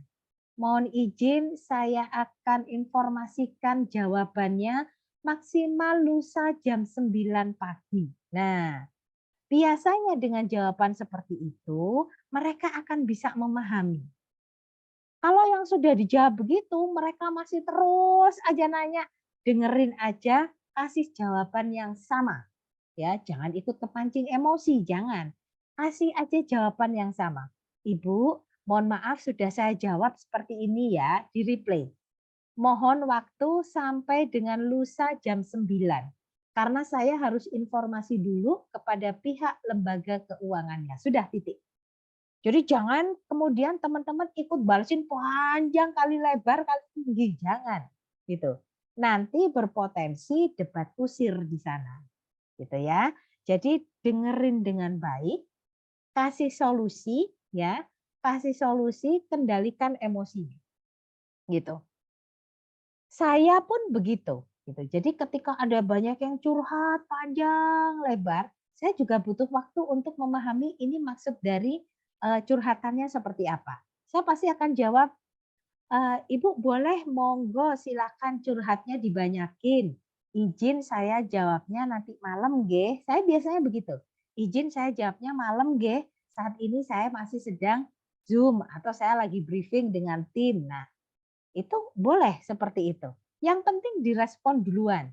Jangan kemudian tiba-tiba diblokir atau statusnya dihilangin ya, atau bahkan tidak dibaca sampai berhari-hari. Sehingga customer itu gini, si Bu Tias ini statusnya online tapi punya saya kok nggak dibales-bales. Nah, nanti emosi yang ada gitu ya. Jadi silakan ke 5 tips ini dipraktekin gitu. Nah, kalau teman-teman sudah menguasai jurus pemasarannya sudah, cara berkomunikasinya sudah, ngadepin komplain juga udah oke. 3 hal ini ya, 3 hal ini hanya akan bisa terjadi kalau teman-teman menguasai 6 jurus yang ada di slide. Mau sekeren apapun jurus pemasarannya, sekece apapun jurus berkomunikasinya, sejago apapun cara ngadepin komplain, kalau 6 jurus di slide ini tidak dikuasai, maka 3 jurus yang sebelumnya akan tidak berjalan optimal. Apa keenamnya? Satu, strong way-nya harus kuat melekat. Ibu boleh tuliskan, teman-teman boleh tuliskan, alasan atau strong why, kenapa saya harus punya duit sampai dengan sekarang, itu yang akan mempengaruhi. Ketika teman-teman merasa bahwa usaha ini hanya sebagai sambilan, maka mau ada orang komplain pasti akan dibiarin. Ya biar aja nggak apa-apa, walaupun ada komplain masih banyak pembeli yang lain. Ketika teman-teman penjualannya nggak berprogres, pemasarannya tidak berjalan dengan baik, pasti akan ada excuse, "Ah, nggak apa-apa, saya mah kalau ada yang beli ya diterima, kalau nggak ada yang beli juga nggak apa-apa, saya kan masih ada pendapatan dari yang bisnis satunya." Pasti akan jawab seperti itu.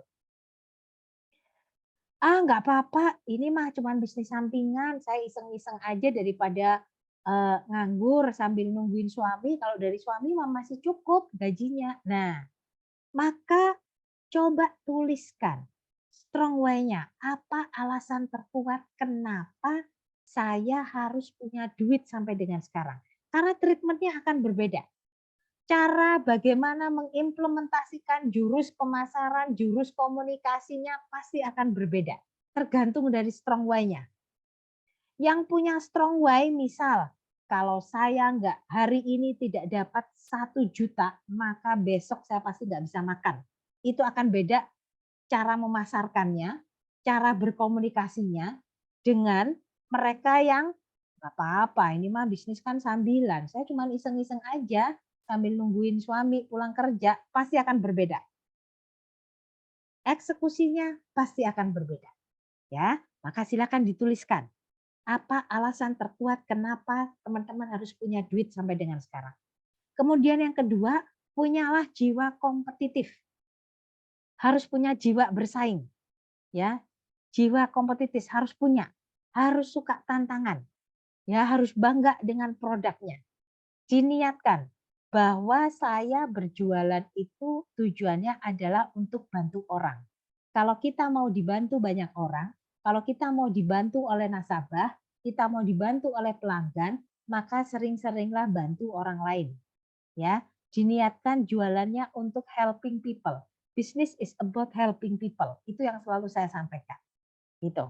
Ya, maka beranilah berpikir dan melakukan hal-hal yang besar. Think big if you want to be big. Berpikirlah yang besar kalau teman-teman ingin menjadi besar. Kalau pengennya, ya saya mah bisnis cukup dah mah segini-segini aja. Ah ya sudah, saya pasti akan skip. Saya mending fokus sama yang serius, gitu ya. Saya mending fokus sama yang serius. Gitu. Ingat judulnya tadi fokus tembus fulus. Nah, fokus tembus fulus gitu. Jadi fokus sama yang mau serius. Maka teman-teman 170 orang yang ada di sini harus berani berpikir dan melakukan hal yang besar. Jangan takut berbeda, jangan takut dengan keterbatasan, jangan juga itu dijadikan alasan. Ya, terus belajar hal yang baru. Ingat, permasalahannya itu bukan di kita mau belajar atau tidak.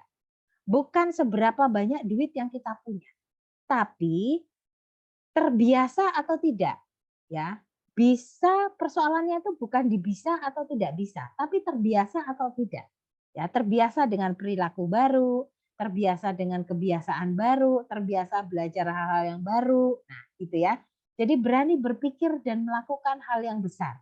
Ingat, kapasitas bisnis Anda tidak akan lebih besar daripada kapasitas mental dan mindset Anda. Ini yang sering saya sampaikan, ya. Kalau mindset dan mentalnya kecil, cuman seukuran biji jagung, ya bisnisnya pasti akan ke biji jagung. Tapi kalau kita mindsetnya gede gitu ya, mindsetnya gede, gede berarti seberapa ya kalau sebiji jagung? Sebola lah misalkan gitu ya, ya pasti akan gede gitu ya. Kemudian beranilah berpikir dan bertindak yang kreatif, inovatif dari hal yang paling simpel aja. Rubah rutinitas yang bosen, yang bikin bosen. Tadi 24 jam, sejam aja sehari. Nanti akan kelihatan bedanya. Dari yang rutin sejam ngurusin jualan, ngurusin mantengin hasil jualan dengan yang asal jalan. Nanti pasti akan beda. Gitu ya. Bikin to do list, bikin skala prioritas. Bikin skala prioritas. Ingat perempuan itu penuh dengan segudang kompleksitas. Perempuan itu multitasking. Maka kalau nggak dibikin skala prioritas nggak bisa. Terutama emak-emak. Nanti alasannya pasti banyak. Waktunya Zoom, "Aduh mohon maaf saya ketiduran, tadi ngelonin nih anak saya tidur ikut kebablasan." Nah gitu kan pasti alasannya. "Aduh mohon maaf tadi arisan." Maunya arisan cuma sejam ternyata ngobrol kelamaan sampai 3 jam misalkan. Nah itu sudah ala mak-mak, maka bikin prioritas. Lalu jangan lupa berjejaring ya. Ingat networking itu sekarang menjadi nomor satu. Terkadang orang beli produk kita atau orang bergabung untuk menjadi bagian dari tim pemasaran kita, itu bukan karena produknya, tapi karena ada networking di sana. Siapa yang bisnisnya pakai saluran distribusi reseller misalkan. Nah, banyak orang yang pakai reseller itu tertarik bergabung untuk jadi reseller justru bukan karena produknya, bukan karena bisnis ownernya, tapi karena dia dapat networking dan dapat ilmu di sana. Itu yang sekarang terjadi, gitu ya. Jadi silakan mau ikut komunitas bisnis boleh, yang mau ikut, grup-grup bisnis juga boleh silakan. Yang penting yang bagus, yang bisa diambil manfaatnya, nah itu silakan dipraktekkan. Tuh ya. Kemudian fokus pada pengembangan usaha. Ingat kuncinya tadi, fokus sama yang serius. Yang nggak serius skip aja duluan, ya. Jangan sampai yang nggak serius itu justru malah kita. Nah, gitu ya. Nanti kita yang di-skip sama pelanggan. Nah, gitu. Jadi fokus sama pengembangan usaha. Ingat, komitmen, konsisten, dan persisten. Difficult, yes. Impossible, no. Pasti akan ngerasa sulit di awal, yes. Betul. Maka tadi saya sampaikan ini adalah proses merubah habit, proses membentuk perilaku baru. Impossible? No, karena sudah banyak yang praktekin ini dan bisa. Hanya butuh kebiasaan dan tidak cukup dalam waktu 1, 2, 3 bulan. Butuh konsistensi dan komitmen yang tinggi di sana. Ingat yang tadi saya sampaikan, untuk bisa menjadi suatu perilaku baru, seseorang itu harus melakukan secara konsisten selama 66 hari. Kalau ada yang bolong 1 hari berarti ngulang dari awal, gitu ya. Jadi jangan pernah ragu, jangan pernah takut, gitu. Terakhir dari saya, selamat bertumbuh perempuan tangguh, see you on top. Kita ketemu lagi mudah-mudahan di tahun ketiga dengan materi dan pendampingan yang lebih luar biasa. Terima kasih untuk hampir 200 orang yang ada di grup saat ini. Kalian luar biasa. Terima kasih. Baik, terima kasih Mamski untuk materi yang luar biasa. Ini tadi sudah disampaikan ya dari Mamski untuk para peserta program Fit for Women. Ini antusiasmenya juga tinggi sekali nih Mamski untuk peserta program Fit for Women yang udah ini ya bertanya lewat baik kolom komentar ataupun yang udah raise hand kayak gitu ya. Oke, mungkin ini kita pemanasan dulu ya untuk Q&A-nya. Saya kasih kesempatan untuk Bunda dan juga Sister yang sudah raise hand gitu ya. Silakan untuk Ibu Nudiawati dari Paki 1. Ibu siapa, Mas? Nudiawati. Halo Ibu Ibu. Nudiawati. Iya. Oh, Halo. Masya Allah, 277 orang dia. Betul Luar Mamski, ini biasa. hampir 300 loh. Kurang 100 saya tadi berarti ya. Betul. Oke, halo Ibu Ibu. Silakan open mic Ibu. dari pakai 1 ya? Paki Mas, 1. oh udah. Ya. Assalamualaikum, Mam. Mau tanya, Waalaikumsalam. ya, mau tanya nih, Mam. Saya kan usahanya di olahan ya, Mam ya, kayak ayam crispy gitu ya, Mam. Ini dengan kenaikan bahan-bahan baku ini, saya ingin menaikkan apa namanya harga ya. Setelah hari raya ini, itu saya minta solusinya gimana caranya supaya customer itu tetap membeli produk kita dan tidak merasa kecewa dengan kenaikan harga yang akan saya tetapkan dengan produk saya itu. Itu aja yang saya tanyakan. Terima kasih. Assalamualaikum. Waalaikumsalam. Oke. Ini saya langsung jawab atau Boleh silakan Mamski, langsung oke. dijawab. Saya langsung jawab ya. Oke. Ibu Nudiawati. Ibu, ngapunten, itu bisa di-mute. Nah, oke, baik. Dari Ibu Nudiawati Pakis, produknya ayam olahan. Ini luar biasa pertanyaannya, ya. Jadi pertanyaannya tadi, Bu Nudiawati ini terkendala dengan kenaikan bahan baku, ya. Karena adanya kenaikan bahan baku, maka berniat untuk menaikkan harga jual dari produk olahannya. Nah, caranya gimana supaya customer tetap beli? Oke, seperti yang saya sampaikan tadi, Bu Nudiawati. Nanti bisa dihitung ya, kenaikannya itu di berapa persen ya, itu yang harus dihitung. Nah, cara mengkomunikasikannya sebaiknya tidak disampaikan harganya naik, karena itu sensitif sekali, sensitif. Tetapi silahkan harganya tidak apa-apa langsung dinaikkan, tapi kasih value lebih.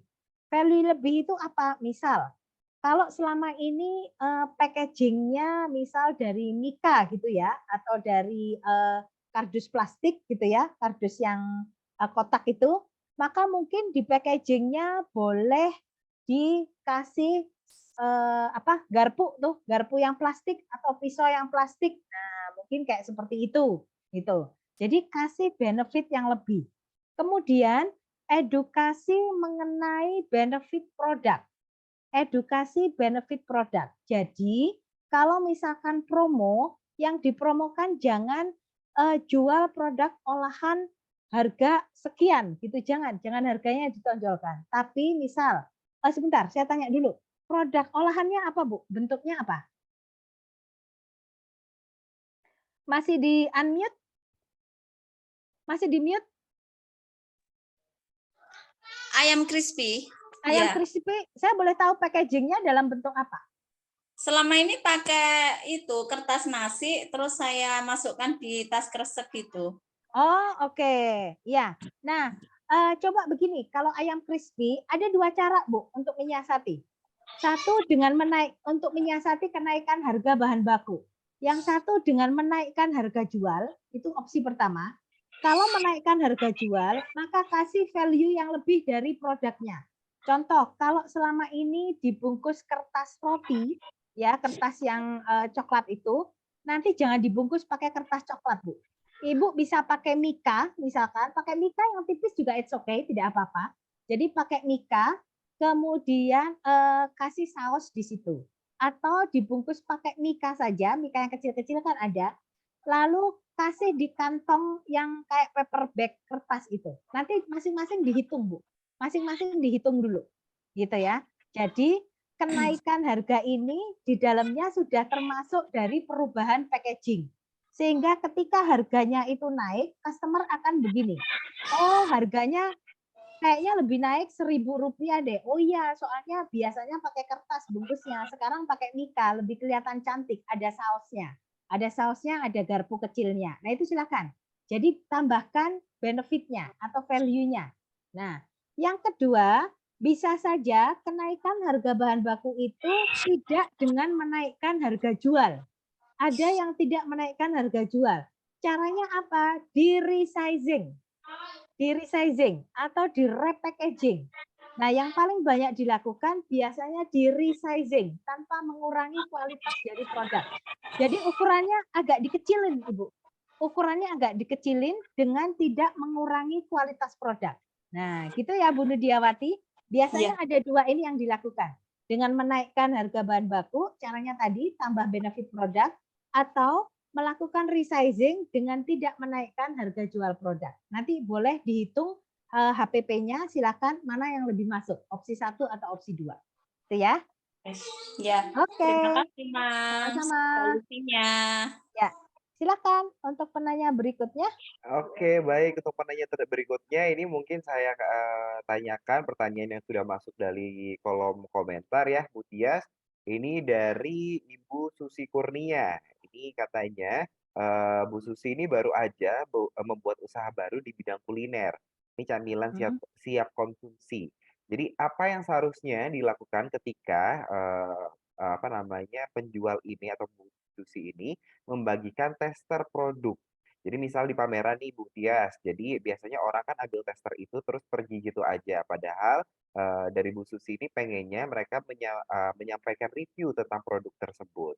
Jadi sopan nggak sih kalau semisal ini Bu Susi menahan mereka terus minta mereka review sebelum mereka pergi kayak gitu Bu Tias. Oke. Pertanyaan dari Bu Susi ya. Betul. Oke.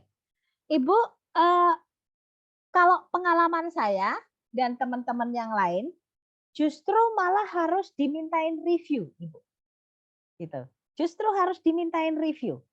Tinggal nahan customer-nya jangan lama-lama. Yang harus diperhatikan cara meminta reviewnya seperti apa. Nah, gitu ya. Jadi, kalau misalkan mau minta review, Ibu boleh rekam ya. Jadi boleh rekam atau di video. Misalkan saya nih beli produknya Bu Susi di pameran. Nah, nanti Bu Tias boleh minta waktunya sebentar untuk review, kami rekam ya sebentar aja gitu. Nah, monggo silakan testernya bisa dinikmati dulu. Nanti dari segi rasa dan packagingnya mohon masukannya seperti apa. Jadi langsung kita tentukan. Yang kita minta review adalah dari rasa, bentuk, dan packaging mungkin. Nah, supaya ketika nanti saya ngasih review, itu saya langsung akan bilang, oh rasanya seperti ini, kalau dari sisi packaging begini, kemudian dari sisi bentuknya begini, akan langsung seperti itu. Jadi sudah ada guidance-nya. Nggak usah lama-lama, paling itu cuma sekitar 15 detik aja gitu. Tapi pasti mau gitu, pasti mau gitu ya. Atau kalau tidak, nanti Ibu boleh minta izin untuk testimoni saya foto ya gitu. Nah, di foto aja, nanti dari timnya Bu Susi yang bertanya, Bu bisa dibantu untuk rasanya seperti apa, dari sisi bentuknya bagaimana, sambil saya izin minta nomor teleponnya boleh nanti kalau ada promo atau ada produk baru bisa kami infokan ke Bu Susi jika berkenan. Orangnya pasti mau, Bu. Boleh dicoba. Gitu. Kecuali kalau kita langsung ngasih tester kemudian, Bu, minta reviewnya ya. Nah, pasti dia akan pikir-pikir. Tapi kalau kita sambil say hello dengan baik dulu pasti mau itu. Boleh dicoba gitu ya. Oke, baik. Terima kasih Mamski. Boleh dicoba ya untuk tipsnya Ya, dari Mamski tadi. Oke, lanjut saya berikan kesempatan untuk penanya dari yang sudah raise hand. Ini ada Ibu Yeni. Silakan Ibu Yeni untuk open mic. Ibu Yeni. Halo, Dari mana Ibu Yeni? halo Ibu Yeni. Halo, Assalamualaikum. Oke, Ibu Yeni dari kelas mana Ibu Yeni? Saya kelas Lawang 1. Oke, kelas Lawang Lawang 1. 1. Oke. Oke, baik. Silakan Bu Yeni untuk pertanyaannya. Terima kasih Mas Yogi atas kesempatannya. Assalamualaikum Mamski. Waalaikumsalam. Mamski, tadi saya simak ada tips dari Mamski supaya kita tuh rajin menyapa customer kita gitu, Ya. Mamski ya. Nah, itu kelemahan saya, Mamski. Maksudnya saya tipikal orang yang nggak bisa banyak basa-basi gitu loh, Mamski. Jadi ya saya kalau disuruh jadi pendengar yang baik, insya Allah saya bisa gitu, Mamski ya. Tapi kalau misalnya menyapa tuh kayak gimana sih, Mamski? Kayak pikir saya tuh kurang kerjaan apa, nanya-nanya apa gitu, kayak gitu, Mamski. Karena kan saya orangnya ngomong seperlunya, nggak perlu ya nggak usah ngomong gitu, Mamski. Tapi kan ini baru Mamski yang harus dicoba. Memang tips dari Mamski gitu ya. Nah, itu untuk ngawalinnya bagaimana Mamski? Karena menurut saya itu kayak mau misalnya saya tanya gitu Mamski ya, kayak kurang kerjaan banget gitu loh Mamski. Karena kan Ya. nggak biasa gitu Mamski ya. Jadi awalnya gimana Mamski? Oke. Oke, itu yang ditanyakan ya. Nah, biasanya begini Bu Yeni. Kekuatan kita itu justru jadi kelemahan kita. Itu yang sering kali kita tidak sadar, gitu ya. Nah, bagaimana cara mengawali ketika kita tidak terbiasa berkomunikasi atau berbahasa basi dengan orang, ya. Nah, cara ngawalinya simple Bu. Ibu harus save kontak dulu nama customernya. Saling save kontak dulu, ya.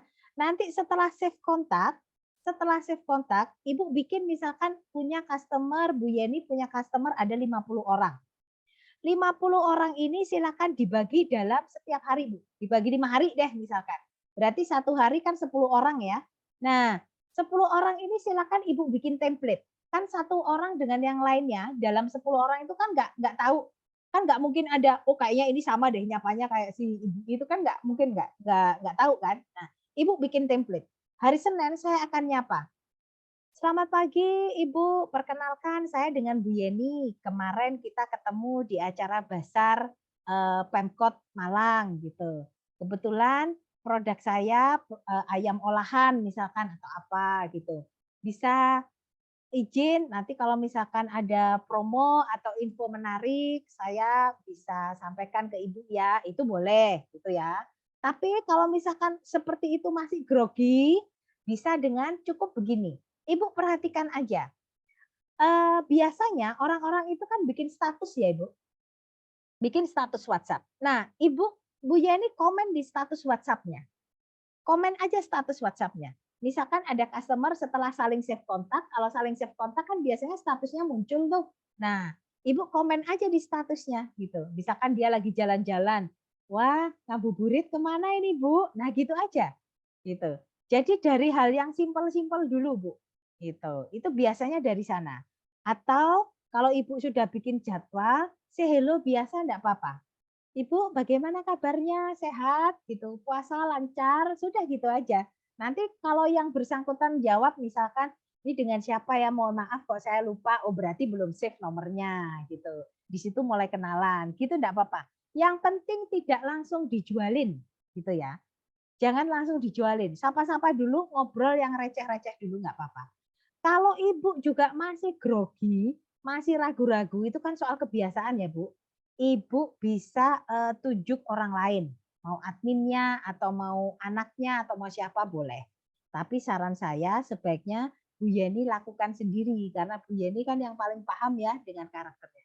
Gak apa-apa Bu, itu hanya soal terbiasa atau tidak terbiasa, itu aja. Pasti bisa. Gitu. Pasti bisa Bu. Ibu bikin jadwal mulai besok gitu ya. Mulai besok bikin jadwal gitu. Nyapanya yang simpel dulu aja gitu. Apa kabar Bu? Masak apa hari ini? Gitu. Masih ingat sama saya enggak? Nah, gitu. Ngobrol santai aja. Gitu ya. Gimana? Oke. Masih di mute Ibu? Masih di mute?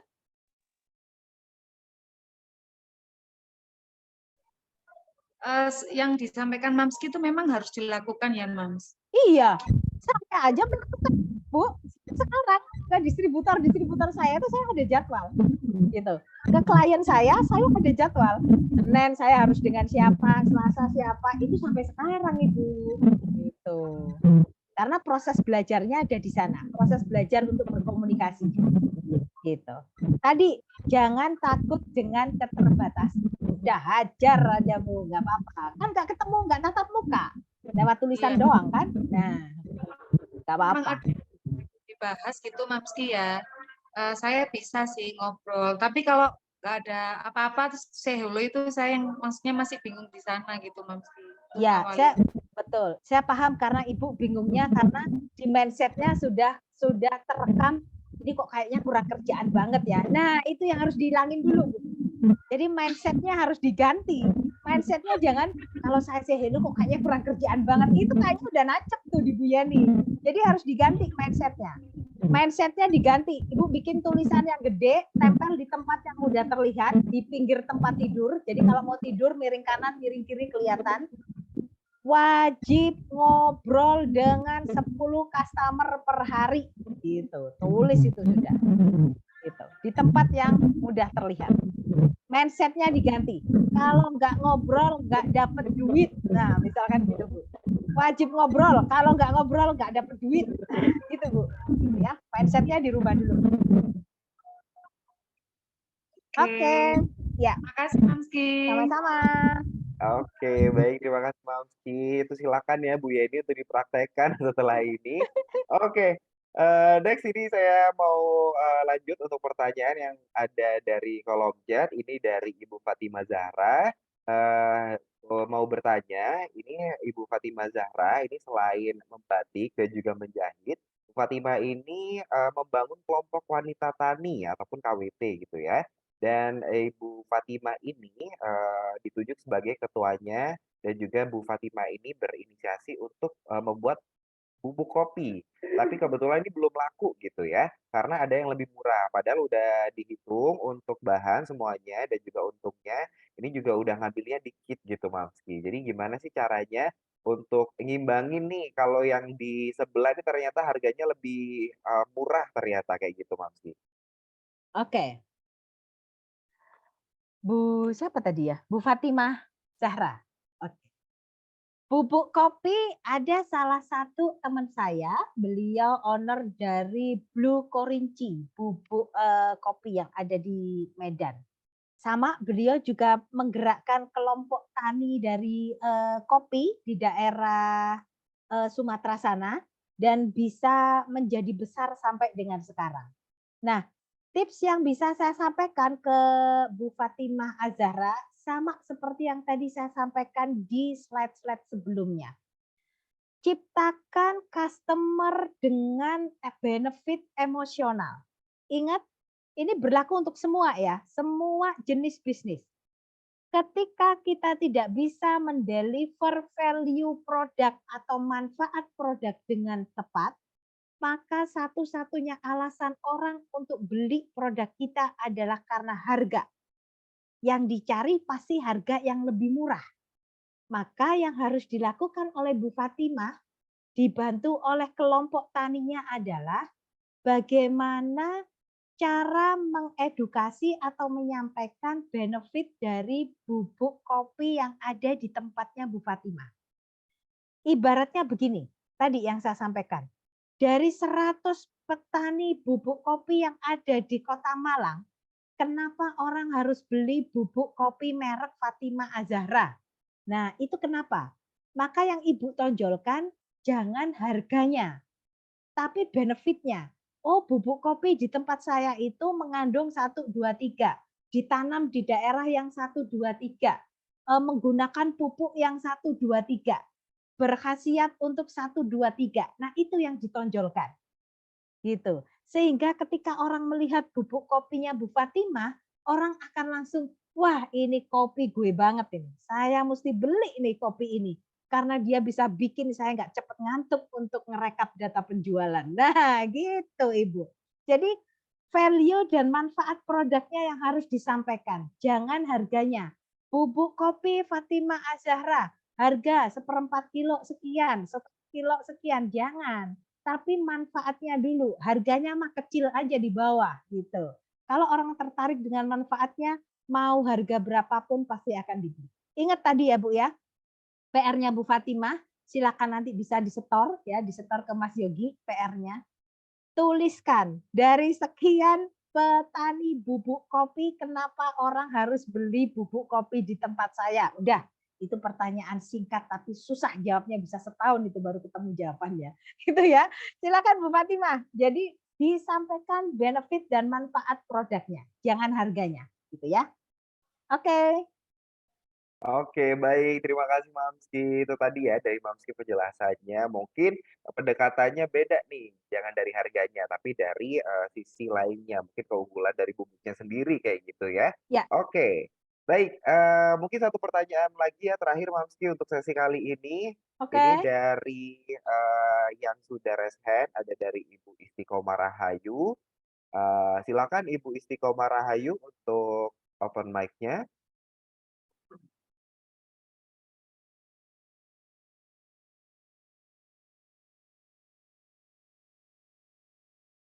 Oh ya, dan terima kasih atas waktunya. Assalamualaikum Bunda. Waalaikumsalam. Ini ada satu pertanyaan yang saya sampaikan, bagaimana menangani customer yang customer itu mempunyai tunggakan pembayaran produk kita, sedangkan kita sudah berulang kali untuk mengingatkan dan sampai menumpuk, akhirnya kita juga kehabisan modal, Bunda. Itu Ya. bagaimana kita untuk menanganinya?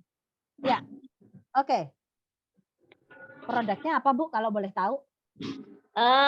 Produknya saya pernah punya produk krepek menjes, Bunda. Terus karena kemarin terkendala dengan COVID, akhirnya sekarang saya sudah banting setir usaha, Bunda.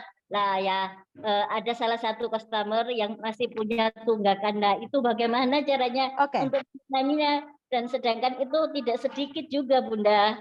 Sedangkan sekarang posisi saya sudah berganti usaha. Ya, oke. Ada 3 cara Bu untuk bisa menghadapi. 1, jangan dikasih barang ya. Kalau Ibu masih menjual barang yang sama ya, jangan dikasih barang yang pertama. Kalau sudah tidak jual barang, maka harus dengan pendekatan personal. Bu Istiqomah harus datengin ke yang bersangkutan, kemudian dimintai diminta bagaimana kesediaan beliau untuk membayar tunggakan, baik itu dengan cara cicilan atau cara yang memudahkan bagi kedua belah pihak. Itu. Mau itu dicicil boleh, mau dalam bentuk yang lain boleh silakan. Tapi kalau dicicil harus disepakati berapa lamanya, kemudian dituangkan dalam bentuk perjanjian hitam di atas putih yang disepakati bersama. Nanti ada saksinya. Itu. Jadi dikasih kelonggaran waktu dalam bentuk cicilan, gitu ya. Kemudian ini cara satu-satunya, kan kita nggak mau sampai ke bom gitu kan, enggak ya. Jadi kesepakatan aja, pendekatan secara personal. Sampaikan bahwa kondisinya Ibu sekarang butuh modal dan lain sebagainya. tapi kasih kelonggaran dari segi mencicil. Besarannya berapa? Nanti Ibu nego di sana dengan beliaunya gitu. Kemampuannya berapa, dari Ibu mintanya berapa, gitu ya. Kemudian yang ketiga, Bu, kalau misalkan yang ke-1 dan kedua tidak bisa dilakukan atau sudah dilakukan tetapi masih alot lagi, yang bersangkutan masih tetap kekeh tidak bisa memenuhi pembayaran. Yang ketiga ini yang memang butuh stok sabar dan keikhlasan, Bu. Apa itu? Relakan saja sambil Ibu doakan supaya yang bersangkutan bisa diberikan rezeki yang cukup banyak untuk mengganti tunggakannya ke Ibu. Sudah, itu opsi terakhir gitu. Kalau dua-duanya ini tidak bisa, gitu ya Bu. Tapi kalau menurut saya sih sepanjang ada pendekatan personal dan itu tidak memberatkan di kedua belah pihak, insya Allah bisa dilakukan. Itu ya Ibu. Ya, Bunda. Terima kasih, Bunda. Ya, sama-sama. Baik, terima Iya. kasih. Itu tadi ya saran dari Mamski, mungkin bisa dicoba kayak gitu. Kalau bisa jangan yang di choice ketiga ya Mamski ya. Kalau di choice Iya, ke-1 sama 2 ini udah bisa kayak gitu ya. iya, betul. Oke, Mas baik. Yogi, wah sayang banget ini ya. Iya, betul. Sayang Ah, banget ini waktunya udah hampir jam 3 kayak gitu. Dan itu tadi pertanyaan terakhir untuk sesi kali ini. Mungkin kita bisa ketemu di lain kesempatan karena ini antusiasme dari bunda-bunda dan juga sister-sister ini lagi tinggi gitu ya, Mamski. Kayak Iya, Masya Allah. pengen lagi gitu ya. Ya bolehlah, nanti agendakan silakan. Wah, Nanti aja ya. Habis ini siapin buat buka dulu ya kan. Kita siapin buat next-nya nanti kesempatan. Oke, luar terakhir biasa. aku mau minta tolong sekali lagi buat Mamski untuk pilih dari beberapa pertanyaan yang masuk tadi, 3 penanya terbaik yang nantinya akan kita bagikan gimmick. Ini gimmick THR gitu ya, tapi bentuknya dalam bentuk pulsa nanti kita akan transfer kayak gitu. Silakan Mamski, 3 penanya Oke. terbaik. 3 penanya terbaik tadi, nomor 1, nomor 2, nomor 3. Ada Bu Nudiawati, ada Bu Susi, sama Bu Yeni. Oke, baik. Ini nggak satu sekalian Mas, cuma 4 nih. Wah, ini stoknya 3 dulu ya, Mamski ya. Oke, Oke. 3 penanya di awal ya. 3 penanya di awal tadi ya sudah dicatat ya untuk ketiga penanya terbaik. Di kesempatan kali ini nanti akan dihubungi sama tim ya untuk konfirmasi dan juga untuk pemberian gimmick-nya seperti itu. Sekali lagi terima kasih untuk Mamski yang sudah sharing di sore hari ini. Terima kasih banyak teman-teman. Kita ketemu lagi di lain waktu. Mudah-mudahan apa yang saya sampaikan bermanfaat untuk semua. Jangan lupa dipraktekin supaya bisa jadi amal jariah buat saya ya. Terima kasih. Yang masih banyak pertanyaan mungkin bisa disampaikan ke tim, nanti saya bantu jawab insya Allah. Terima kasih banyak teman-teman untuk waktu dan kehadirannya, luar biasa. Terima kasih. Assalamualaikum warahmatullahi wabarakatuh. Waalaikumsalam warahmatullahi wabarakatuh. Oke, baik. Terima kasih, Mamski. Oke, tapi sebelum kita akhiri acara di siang hari ini, saya mau ada beberapa informasi ya untuk Bunda-Bunda dan juga sister-sister semuanya untuk terus mengikuti rangkaian dari program Fit for Women, baik itu webinar, lalu nanti kita akan ada mungkin agenda-agenda tersendiri kayak gitu ya, dan juga tetap aktif di grup WhatsApp-nya masing-masing gitu ya, jangan left grup. Karena apa Bunda-Bunda dan juga sister-sister, kita di sini akan apa namanya, ada program baru gitu ya di WhatsApp grup masing-masing seperti itu.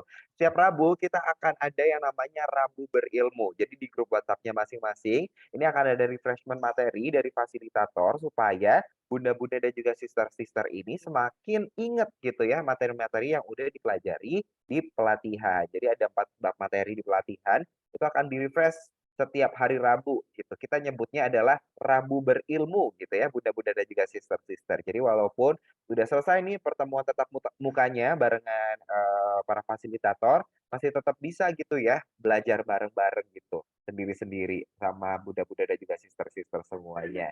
Dan untuk bunda-bunda dan juga sister-sister semuanya tetap rutin untuk mengakses agen laku pandai dan juga agen keuangan formal lainnya karena Ini aku lihat-lihat ya, untuk tabungannya udah mulai penuh kayak gitu ya, bisa di-store ataupun bisa nanti, mulai menabung lagi seperti itu ya, Bunda-Bunda dan juga sister-sister. Terakhir nih untuk Bunda-Bunda dan juga sister-sister, kita akan masuk ke sesi dokumentasi.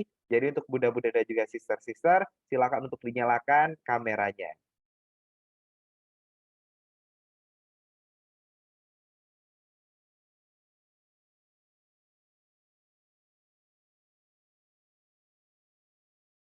Oke, baik. Sesi dokumentasi, aba-aba dari saya ya, nanti akan dibantu oleh tim untuk, dokumentasi.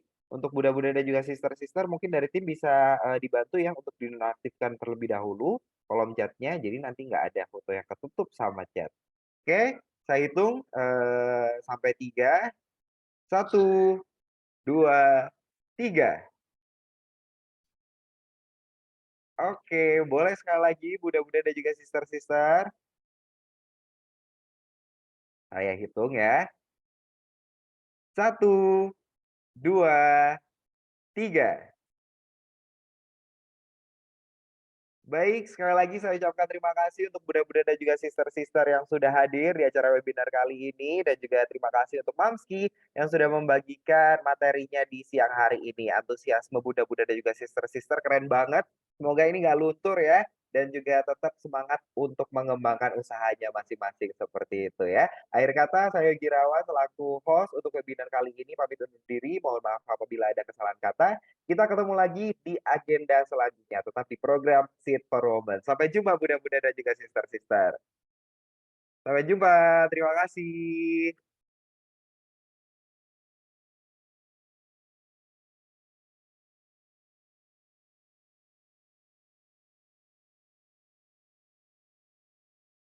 Baik, saya izin untuk mengakhiri room-nya ya, Bunda-Bunda dan juga sister-sister. Terima kasih, sampai jumpa.